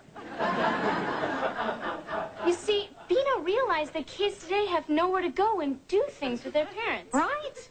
And parents don't go to health clubs as much as they'd like because they have no place to take their kids. Yeah. Brilliant. This man is a forward thinker, an entrepreneur. Why, he has the uncluttered mind of a child. Exactly. Congratulations, Beano. Welcome to the Executive Businessman's Club. Yeah, gotcha. Say, what is that on your shirt? What? Gotcha. Well, it's been a pleasure meeting all of you. Bye. Bye. Bye. So long, Long. I can't believe... All right, Beano, you've had your fun. Now, wouldn't you really rather be an adult? Nuh-uh. No way. Oh, come on, Bino. Think of all the things you can do as an adult. Like driving a car. Oh. I got a great bike. All right, then. How about being able to buy anything you want? No, I'll just hold my breath until Donna buys it for me. Oh, Mom, what are we going to do? Is there anything that'll make Bino want to be an adult again? Well... Excuse me? Are you open? Wow. Evie, quick, leap him now.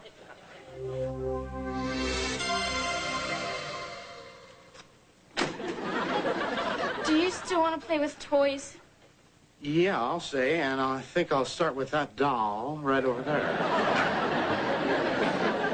Well, he's back to normal. Yes, and just in the nick of time.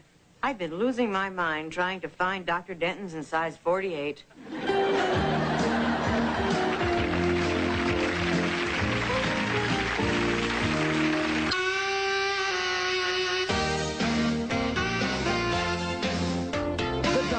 Best in the West. The Expos sitting pretty in the East. It's another showdown when two of the National League's best battle in the last of a three-game televised series. Live today at 10:30, right here on Channel 5, LA's baseball station. But first, get set for family fun on Family Matters.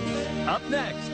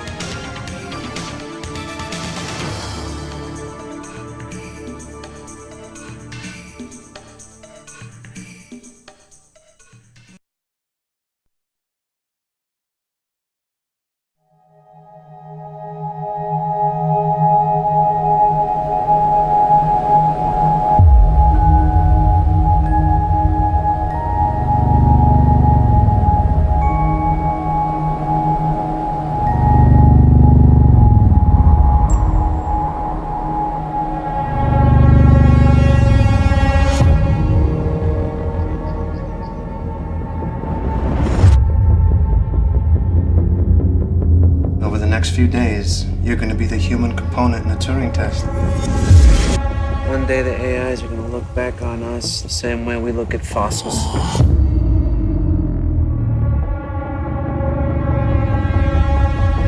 Hello. How do you feel about her? Oh man, she's amazing. You're impressed? Yes. Do you want to be my friend? Of course. Now the question is, how does she feel about you?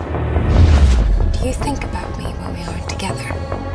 Did you give her sexuality as a diversion tactic? This is your insecurity talking. This is not your intellect. Did you know that I was brought here to test you? Does Ava actually like you? Or is she pretending to like you? Nathan, he isn't your friend. We're wrong. Wrong about what? Everything. Do you want to be with me? Can we talk about the lies you've been spinning me? What lies? What lies? You have to help me. You have to help me. What will happen to me if I fail your test?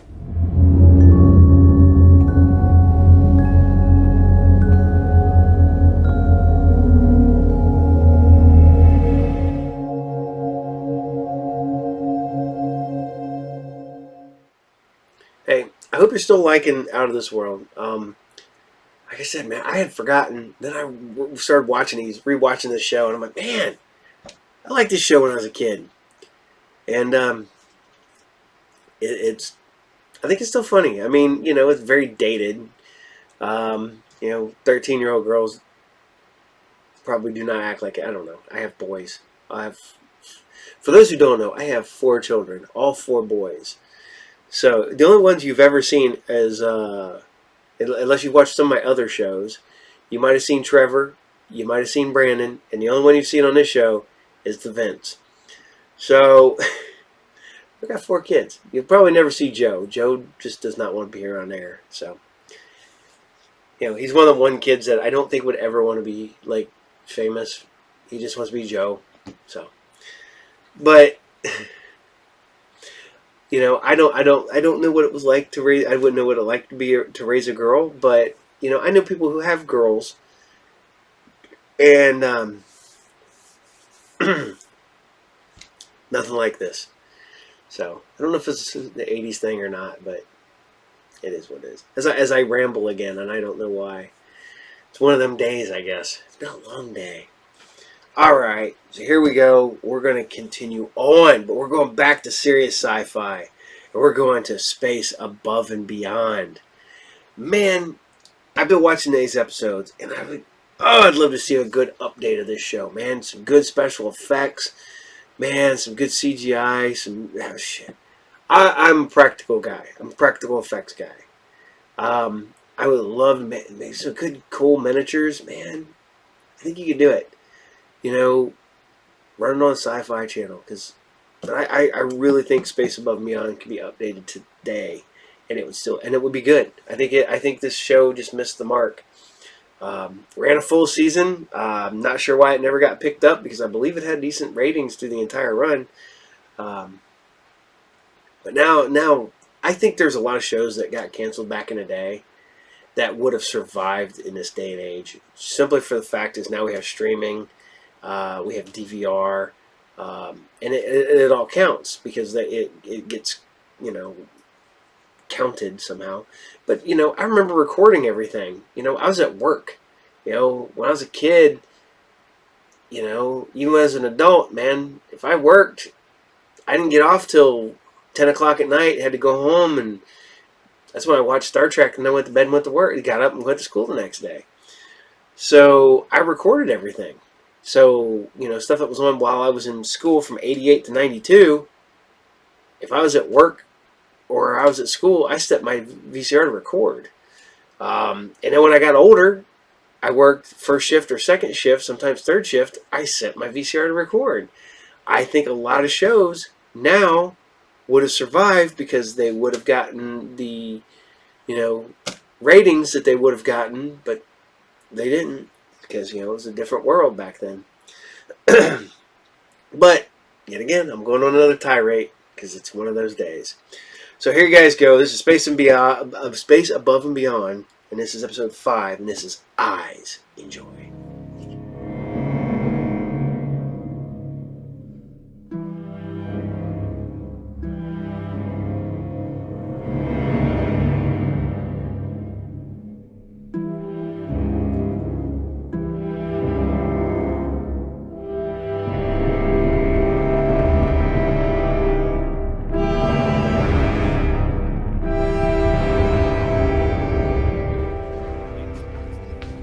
Sometimes you can forget what we're fighting for, and then with just one look.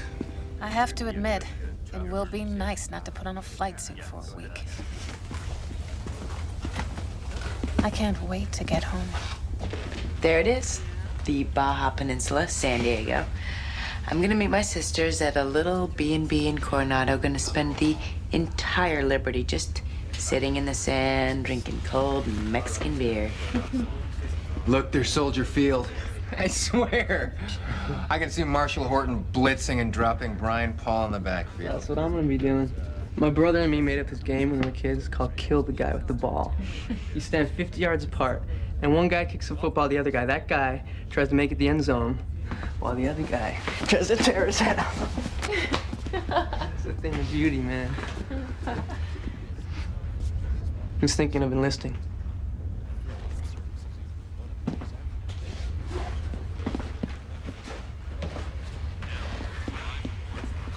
It's weird. All those times in the thick. And I thought I'd never see my family again. And here we are. So close to going home.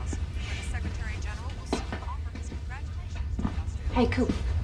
You're welcome to come home with me. It's the first snow in upstate New York. Oh, God, it's beautiful. Yeah. There's nothing for me down there.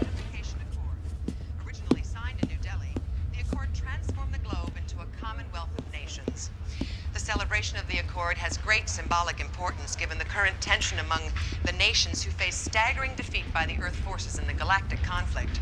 You can see, well, somewhere among that group of people is the Secretary General, leader of the world. Mr. Chartwell was here. Clearly this Washington... Oh my God! Oh my God! Get the gun! Get the gun! A man has just fired a gun at Chartwell. Oh my God, there's blood everywhere. Let go! He's dead.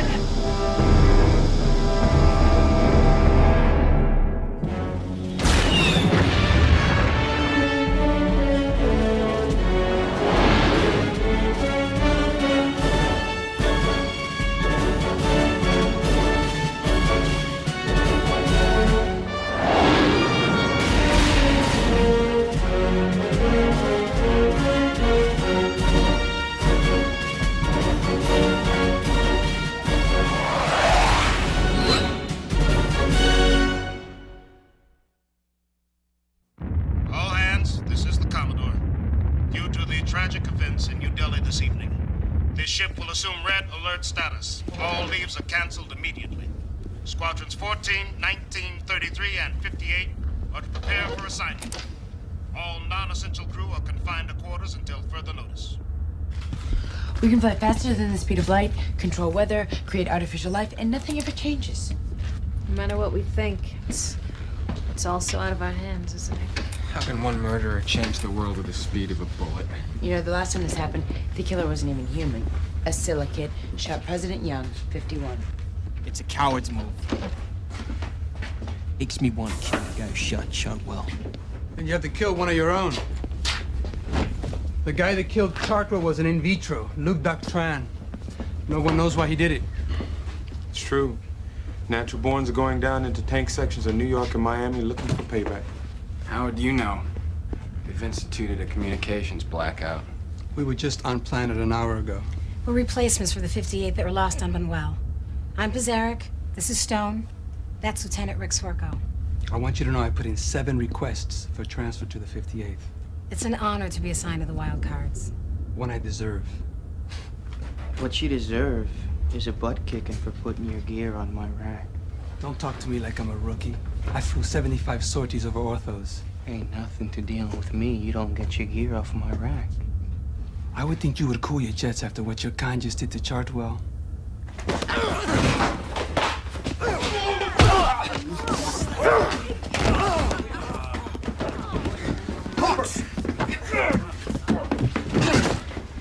This is real thoughtful of you, Hawks.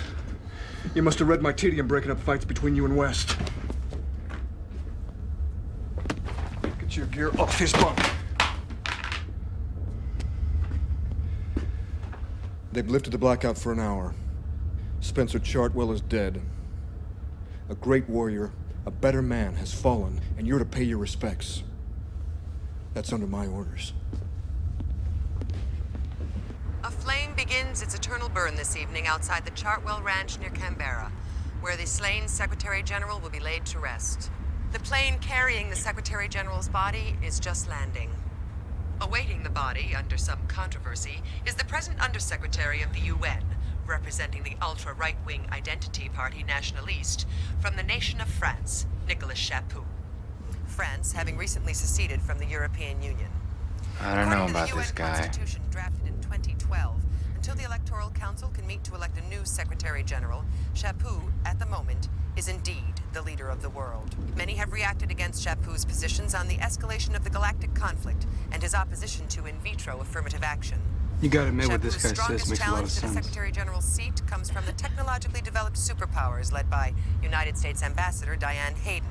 Hayden herself is controversial for her stand in attempting a dialogue with the enemy in an effort to begin peace negotiations. Until recently, she served as a member of the Aerotech Board of Governors, but resigned due to a potential conflict of interests. Chaput, however, has been the champion of underdeveloped industrialized nations, which make up a majority of the UN. An emergency meeting of the UN Electoral Council will occur, for security reasons, at an undisclosed location, rumored to be off-Earth.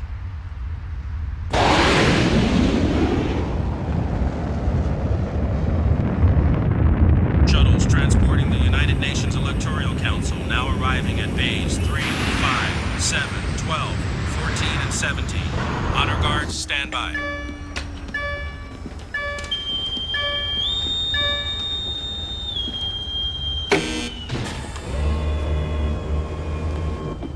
Welcome aboard the USS Saratoga. I am Commodore Ross. Lieutenants, escort the ambassadors to their quarters. Aye, aye, sir.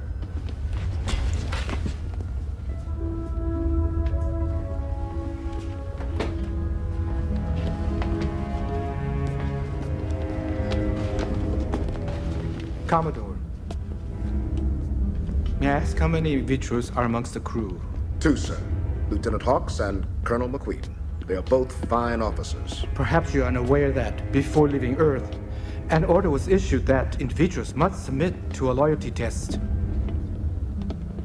Thank you, Mr. Ambassador. I'll take that under advisement. Lieutenant Wang, report to loading bay 5 on the double. Inform Colonel McQueen I wish to see him in my quarters immediately. Aye, aye, sir.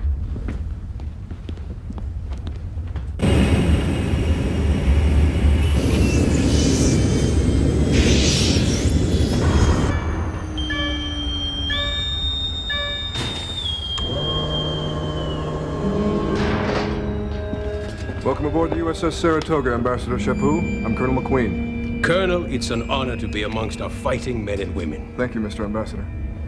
Lieutenants, escort Ambassador Chaput to his quarters. I was at the ceremony when the 58th received the Montgomery Star for the Battle of the Belt.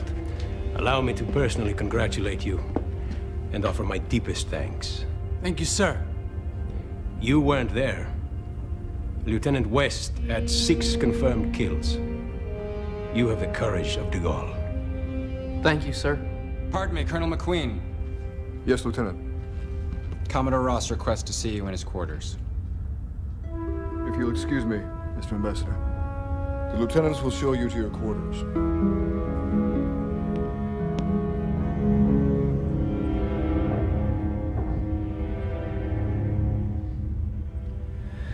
McQueen was supposed to be here. Whoever's inside is gonna be ticked off.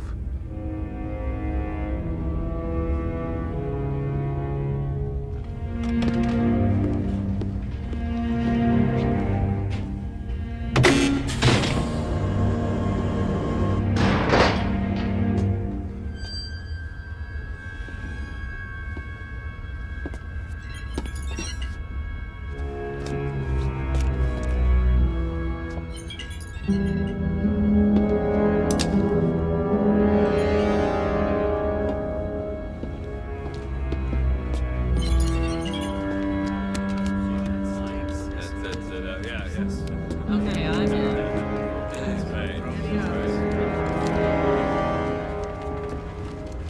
This any way to treat a guest?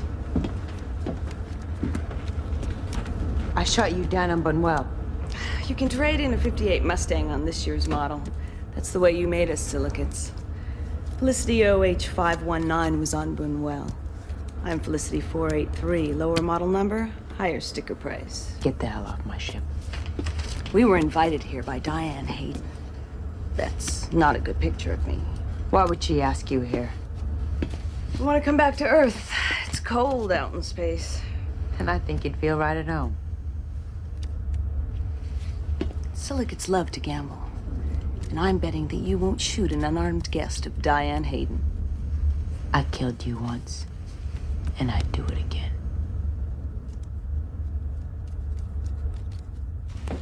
If Hayden brought the Silicates here, it wouldn't be in their interest to make any They're trouble. capable of anything. Sabotage, assassination. Gear up! Ross is sending us on assignment. Cargo pickup. Cargo pickup?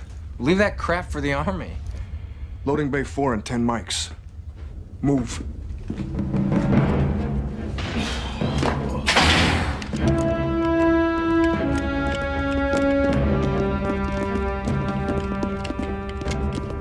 How did you get down here so fast? Just gung-ho for my first ride with the 5.8. Hustle up! Let's get on board. Colonel, I'm sorry. I tried. Hold it right there, Lieutenant Hawks. Wait, what the hell's going on here? Colonel McQueen, Lieutenant Hawks, you are to be detained for loyalty questioning. What is this? Just because they're in vitros? This is a disgrace to them and to us. Here are your orders. Do not read them until an hour into your mission. Commodore, if they're taken away, we don't board the ship. Benson, get on board.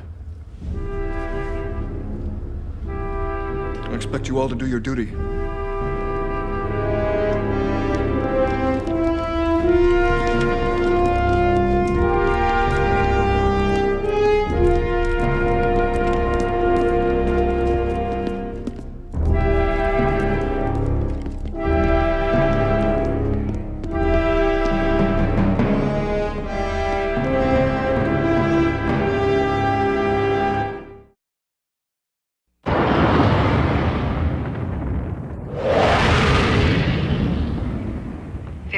Clear to land. If Chapu can detain McQueen and Coop, for BS reasons, he can do the same to any of us at any time. No one said it was on Chapu's orders. And how do we know that Hawks and McQueen didn't do anything? Hawks went through the academy with us. He never displayed suspicious behavior. Well, there was that thing with the she-male magazine. Okay, but he explained it. And McQueen's our commander. I trust him. What's his first name? What? McQueen, what's his first name? You guys are gonna trust someone on blind faith and you don't even know his first name? One thing I always thought was weird was why an in vitro would rise so high in the military. Something they hate. He risked his life for us. I know. I trust McQueen. But I learned firsthand what the tanks are capable of pulling when they had me thrown off the Tellus column. We're at war. The world is scared and growing divided. Now, if you were a tank, and after all the hell you've been through, suddenly there was a window of opportunity to take over, wouldn't you do it by any means necessary? You're both paranoid. There's good reason to be. Lieutenant Vanson? Yes. It's 58 Squadron? Yes. Which cargo bay are you looking for? 661. Cargo's waiting.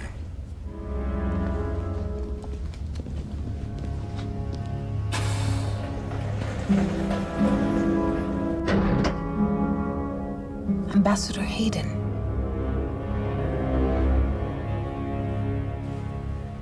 Is your name and rank McQueen? TC, Lieutenant Colonel? Yes. Does TC stand for Taurus Cassius? I always thought TC stood for Top Cat. Colonel, we're trying to calibrate the polygraph. Please limit your responses to yes or no. Does TC stand for Taurus Cassius? Yes. Is your in vitro identity gene pool 13C, batch Kappa 9757, Anchorage facility? Yes. Have you killed for your country? Yes. Would you die for your country? Yes. Have you ever betrayed your country?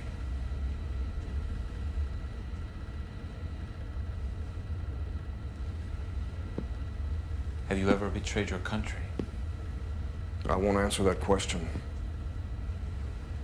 How dare you ask me that? Have you ever betrayed your country? You know the answer. Then you have nothing to fear in answering. Only myself. For answering it. You will remain in detention until you respond.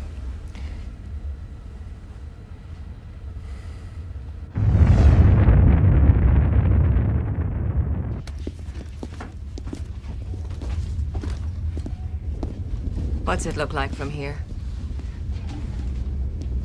Madam Ambassador? The Earth. It's like a masterpiece painting. Deep blues, aquas, white clouds. I was born blind, 6 months before they discovered the gene transfer cure. With the help of the opto scanner, I can sense things, but how do you describe it to someone who has never seen? It makes me feel insignificant and supreme at the same time.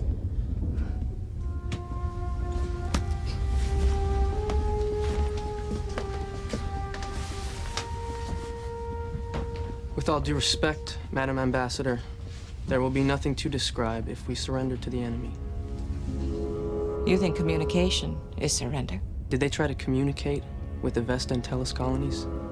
You were on the Aerotech Board of Governors. Don't the lives of the colonists mean anything? We've seen them butcher our wounded, begging for help. The American Indians did the same thing. At the time, they were seen as aliens. But we know they were defending their land that was being taken. And as soon as they surrendered to the settlers, the slaughter never ended. What were they to do? They were against an enemy they knew they couldn't defeat.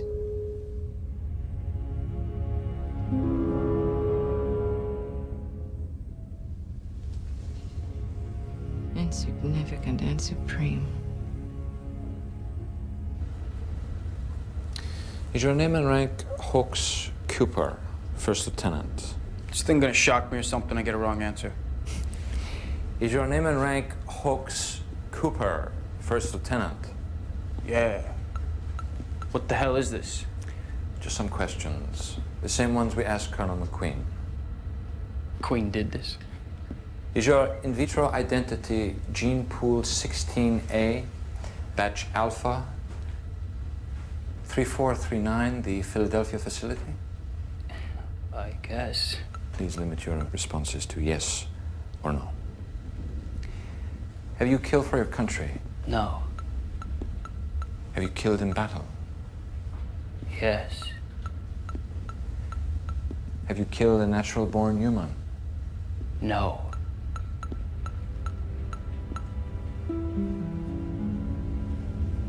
Have you ever killed a natural-born human in battle? No. Have you ever betrayed your country? No. Would you ever betray your country? Hey, it betrayed me way before I was born. Just a few more questions, Lieutenant.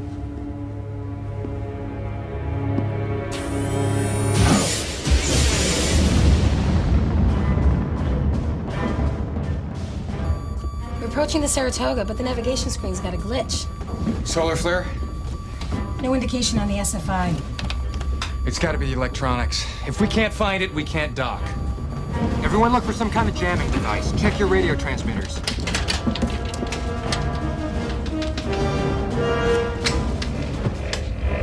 Got trouble. What's wrong? It's a radio frequency meter detonator. My guess is that it's activated by the Saratoga's landing permission code. I've received the code already. Then it's activated. I got an idea. It's probably designed to explode in the time it would take from code transmission to docking in the Saratoga. We got 3 minutes. Tell the pilot to alter its course from the Saratoga. It's magnetically attached.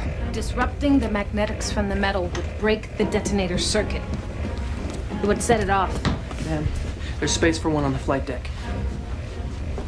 We got 2 minutes. Docking sequence aborted. You'll be safe up on the flight deck. It just started its final cycle. We gotta get her off the ship now. I need something made out of metal.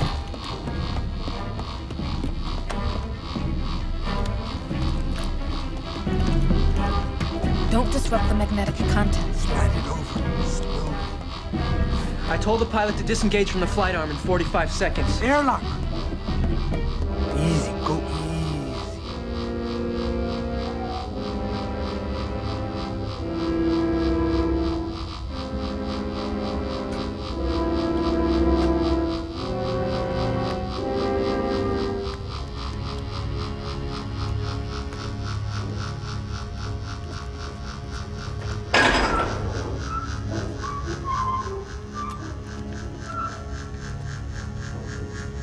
Exterior airlock's gotta be open from the inside. Help me get strapped in. All clear!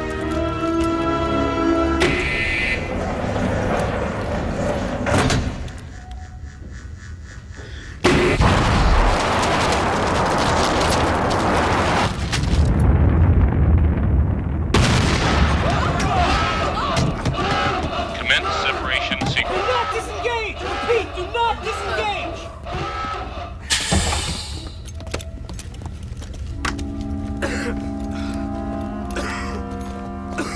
Good move, Swerko. Sit down. Is everyone all right? Are you all right, ma'am? A little afraid. What I'm afraid of is that this vehicle has been in the loading bay since before the assassination of Chartwell. And it was under my guard the entire time at the moon base. Which means the bomb had to be set by someone aboard the Saratoga.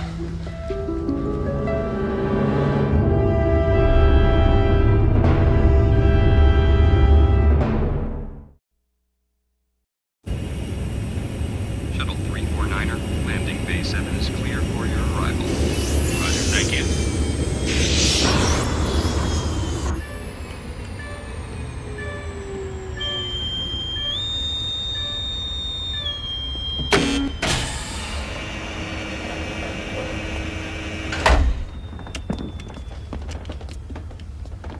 And I thought security was tight at Heathrow. Are you all right, Diane? I'm fine, Nick. These Marines should be given a medal. Or a raise.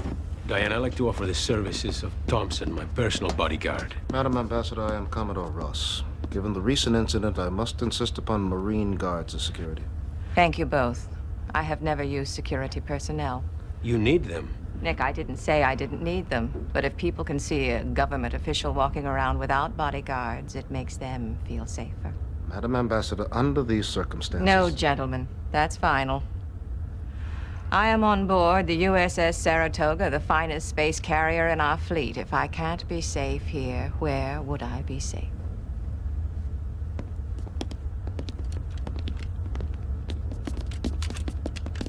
I'll show you to your quarters. I would like to see Colonel McQueen. I'll escort you. I understand he's being held because of Ambassador Chaput. Thanks for the lift. And thank you, Lieutenant Swerko. No problem.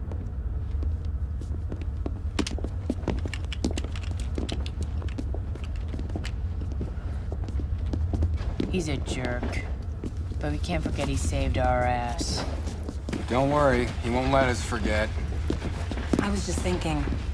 Swerko was in the loading bay, inside the ship, before any of us got here. Lieutenant West, do you have a few moments?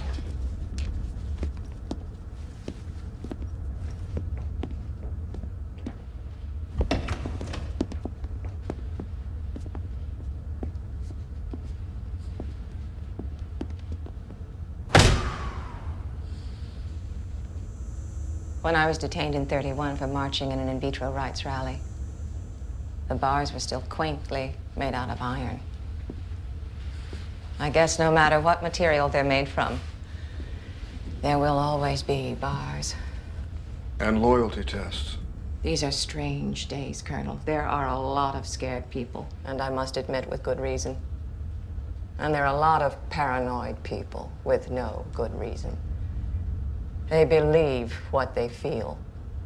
To patronize them is a serious miscalculation. To ignore them, to hope that they will go away is very dangerous. So you stand up to them? At the right time.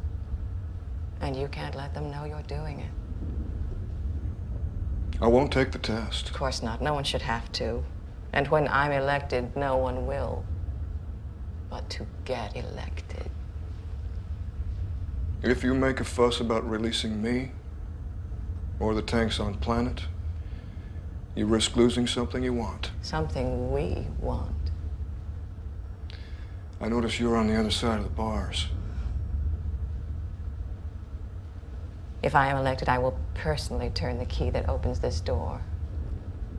But until then, my thanks for understanding, my apologies for accepting, and my respect for sacrificing an individual dignity for a greater cause. And in case you ever question if you've done the right thing, here is your answer.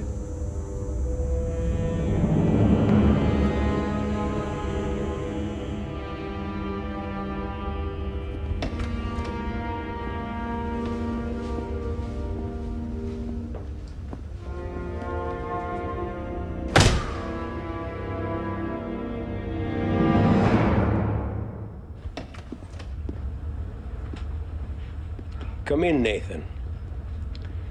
It's hard to believe that one person could be in control of it. For centuries, men have tried through violent means. But for the past few decades, 9 people have ruled the world. As it should be, peacefully. And in an hour, maybe 2, the 10th person will be elected to that position.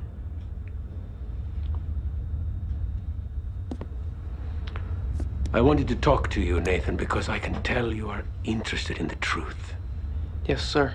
I could see it in your eyes when we arrived. You know how you can look into a person's eyes and know if they are a liar. I confess I am aware of your situation. Unjustly removed from the Tellus colony by the in vitros, and that you risk your life nearly every day in search of another life, every bit as important as yours.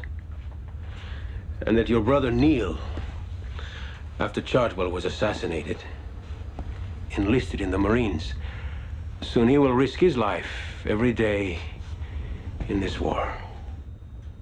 So I thought that you deserved to be aware of a certain truth. A truth that is known by only a few and should remain so for obvious reasons. Aerotech, the board of governors that had you removed, the board upon which Diana Hayden sat, it sent the Vesta colony, it sent the Tellus colony, that sent Kyle and Selena to die. They knew. They knew the aliens existed. We all believed we were alone in the universe, but they knew they were there, and they knew what did happen. I will do everything I can to defeat those responsible for what you now know.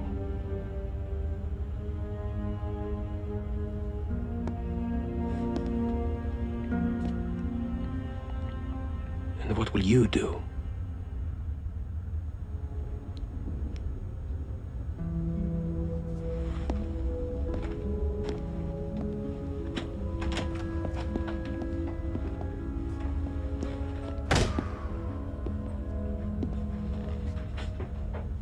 Lieutenant West, this election is a toss-up.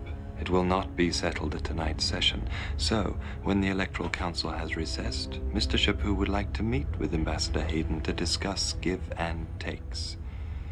It would be much better to do this privately, no one having known the meeting occurred. You're on watch on Level 10, Section A13 tonight, aren't you? Perhaps 1 hour after the session adjourns, you could make sure the door leading to the hallway of the executive VIP quarters is left unlocked. Then continue your watch away from that area for 13 minutes. Ambassador Chaput would be very grateful.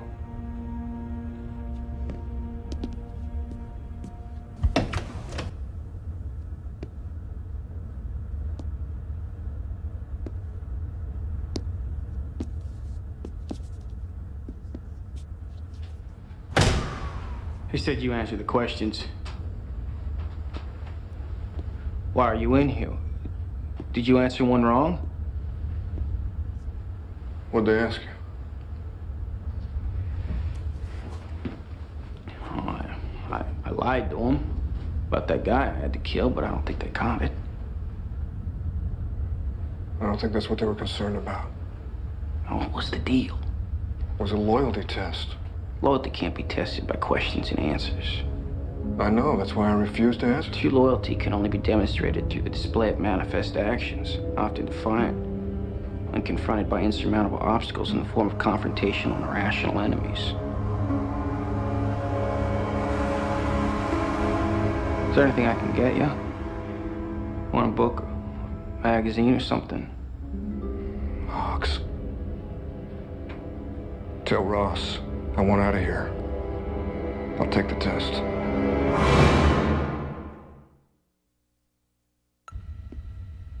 Is your name and rank McQueen, Tyrus Cassius, Lieutenant Colonel? Yes. Is your in vitro identity Gene Pool 13C, Batch Kappa 9757, Anchorage Facility? Yes. Have you killed for your country? Yes. Would you die for your country? Yes. Due to the importance of this decision, nations have been lobbying aggressively to their representatives on the U.S. Electoral Council. The council has been in closed-door sessions all day, with the industrialized factions closely aligned with Shampoo, deadlocked against the nations supporting Diane Hayden. The election is still too close for an FTN projection. The council will reconvene tomorrow, having adjourned about an hour ago.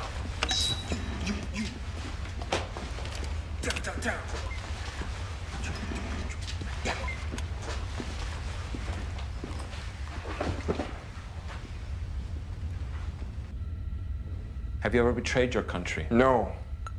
Would you ever betray your country? No. Were you aware of any plot to assassinate Secretary General Chartwell? No. Are you aware of any current plot to assassinate the present Secretary General? No.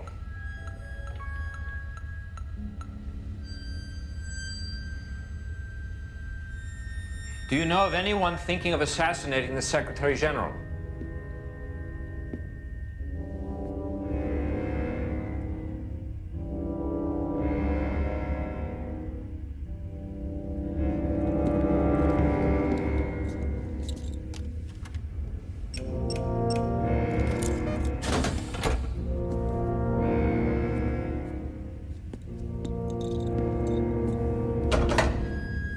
Do you know of anyone thinking of assassinating the Secretary General? Thinking?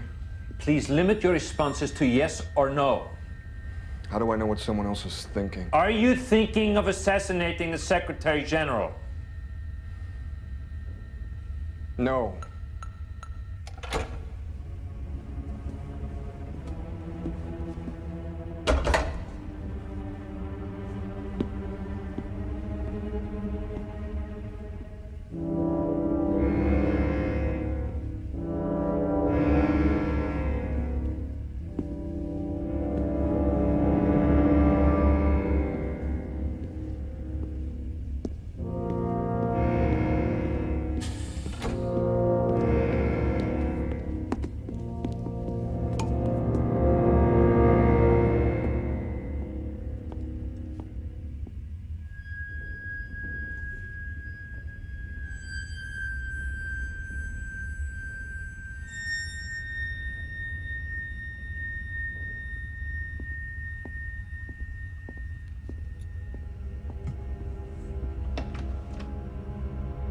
Are you thinking of assassinating the Secretary General? No. How can you ask that? Have you ever had thoughts of assassinating the Secretary General? Enough!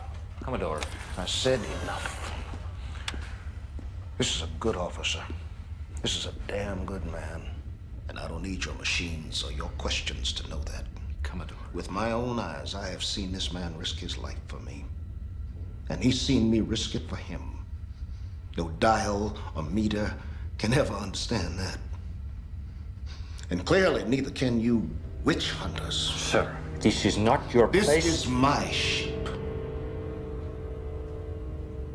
Now you get the hell off her.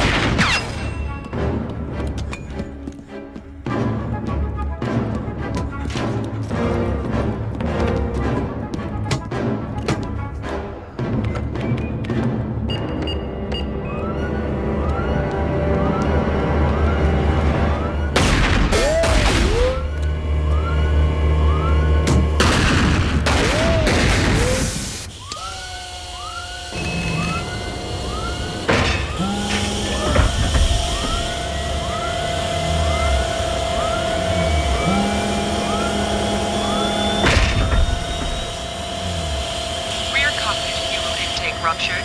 Do not engage with fuselage. Rear cockpit fuel intake ruptured. Do not engage with fuselage.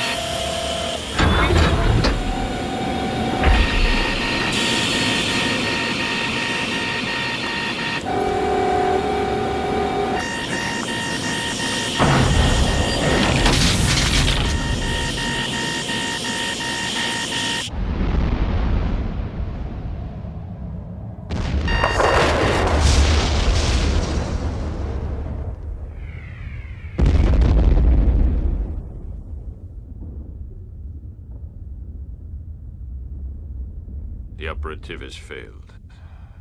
Shall we activate the backup?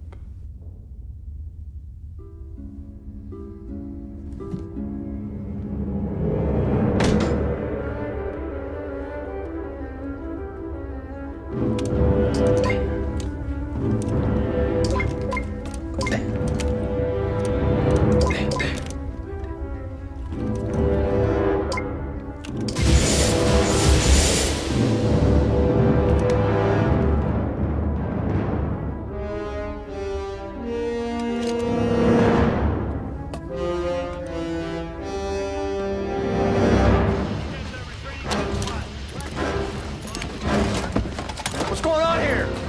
They tried to assassinate Shapu. The assassin's dead. Was it Hawks? Hawks! It was Swerko. Where's Shapu? We're scheduled to take off in 15 minutes. We'll get you to a secure area on planet. I forgot the Security Council reports. You should board. I'll be right back.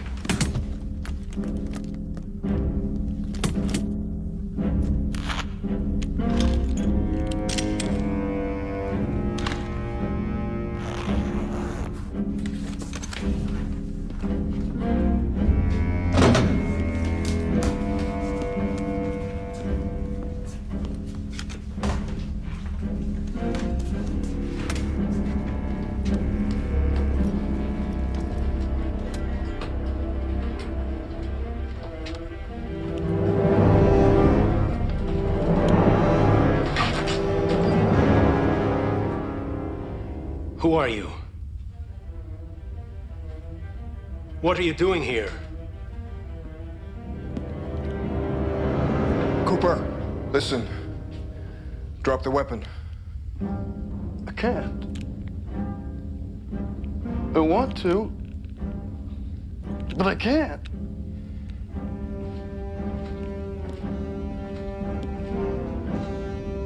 They've done something to you. I think it was when you took the loyalty test. They're making you do this. What is it makes you fire? An image, a sound? I don't know. If it was just the sight of him, he'd be dead. Well, what triggers you? I don't know. No, don't go for your weapon.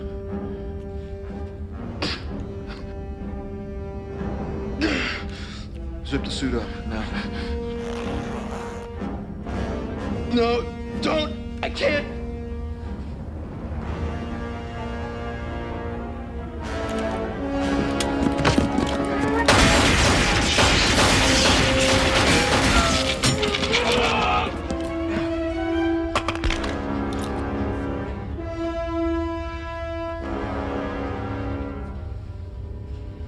I think we passed your loyalty test.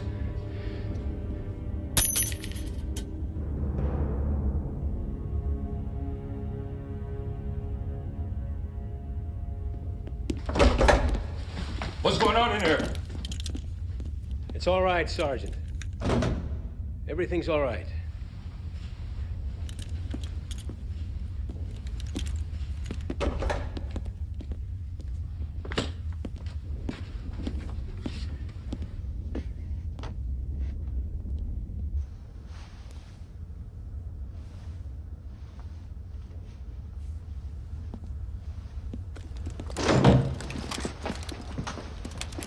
Sorry. The door was unlocked.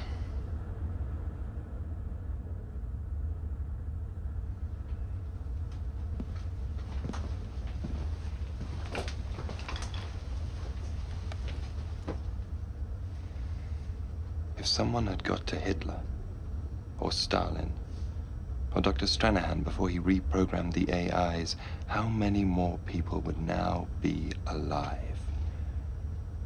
Wouldn't the world have been a better place? It's for the world to decide.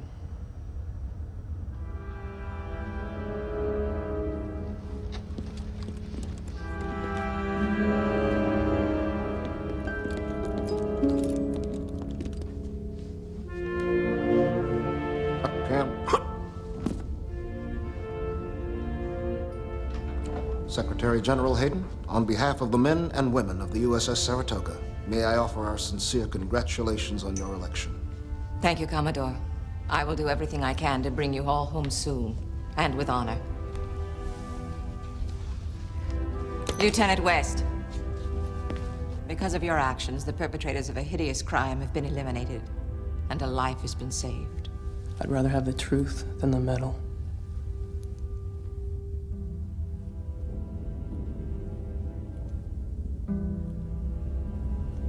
Did Aerotech know? Did you know they were out there?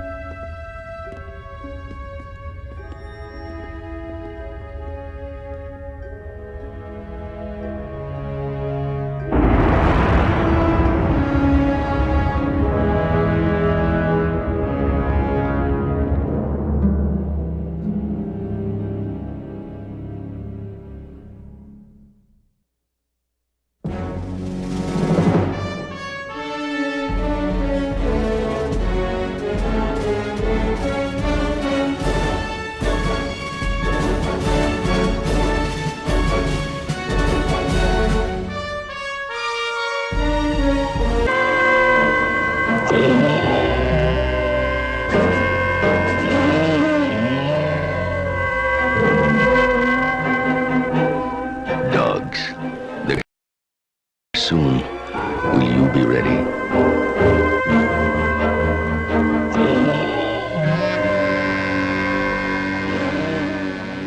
You asked me to notify you if any more of the cattle were killed. Larry Ludicky just called, and he's had it with these killings. Well, it's not coyotes. Wolves, maybe. Yeah, maybe.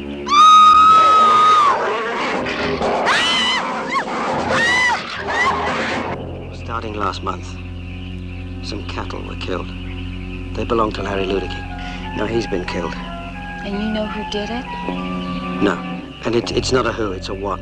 I think something is causing domestic dogs to pack and attack people. Norton, as the president of this college, you have the responsibility of the lives of everyone here. 2 people have been killed already. One of them a student. By what? It's terrible, yes, but you have no evidence it was done by dogs. The hell is that?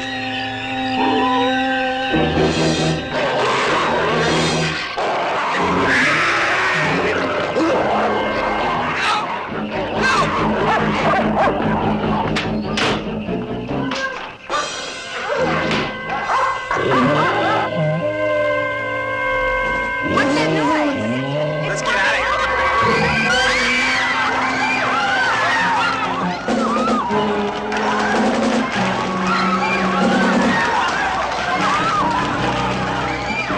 It happened once. It could happen again. It could happen where you live. Will you be ready for dogs?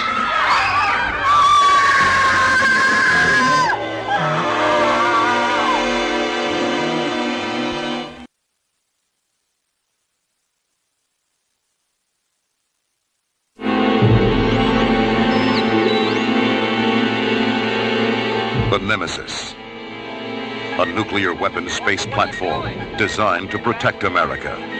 Roger, on my way.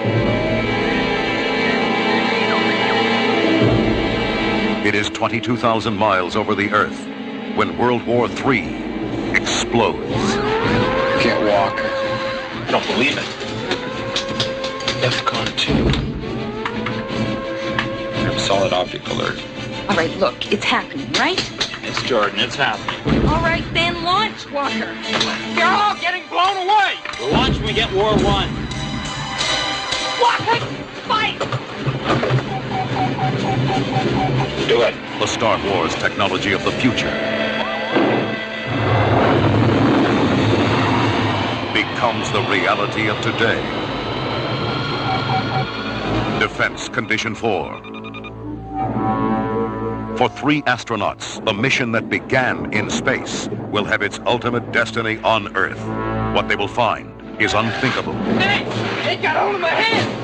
Hey, Walker! What finds them is far worse. DEFCON 4. The final defense.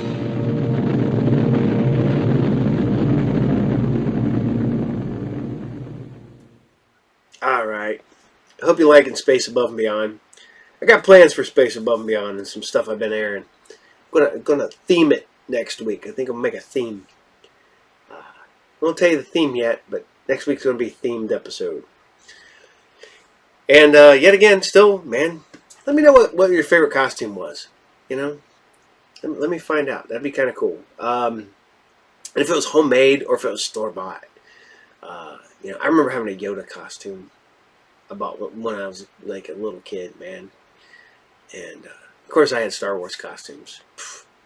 You know, Star Wars guy. So, all right. Hope you guys had fun this week. I'm going to do my whole spiel again. Remember, every Monday at 12 noon Eastern Standard Time, we bring you Group Therapy TV podcast, which I'm not sure who I got on this upcoming week's episode. I might put two people in this upcoming episode because I think they're both short interviews. So maybe if not, I might just bring you a shorter episode. I don't know. We're gonna figure this out. I'll get that episode up and running. But every Friday at 8 p.m. you're already watching it. And that's SciFridays. Every Saturday morning at 8 a.m. Eastern Standard Time for Saturday morning serials. And I want to shout out to everybody who hangs out with us. Newfie. We got Rami. We got Rob. We got Robert. We got Longsword. We got all you guys. And also, remember, Patreon is up. It's at Patreon /Group Therapy TV. Any little bit helps. We're going to keep this show running. Maybe update, get another mic, and maybe a better computer. Because I don't make any money off of this. And I don't really want to make any money off of this. I would just like to be able to update my equipment. So, I will see you guys next time. And as always, take care, and I'll see you all there. Bye.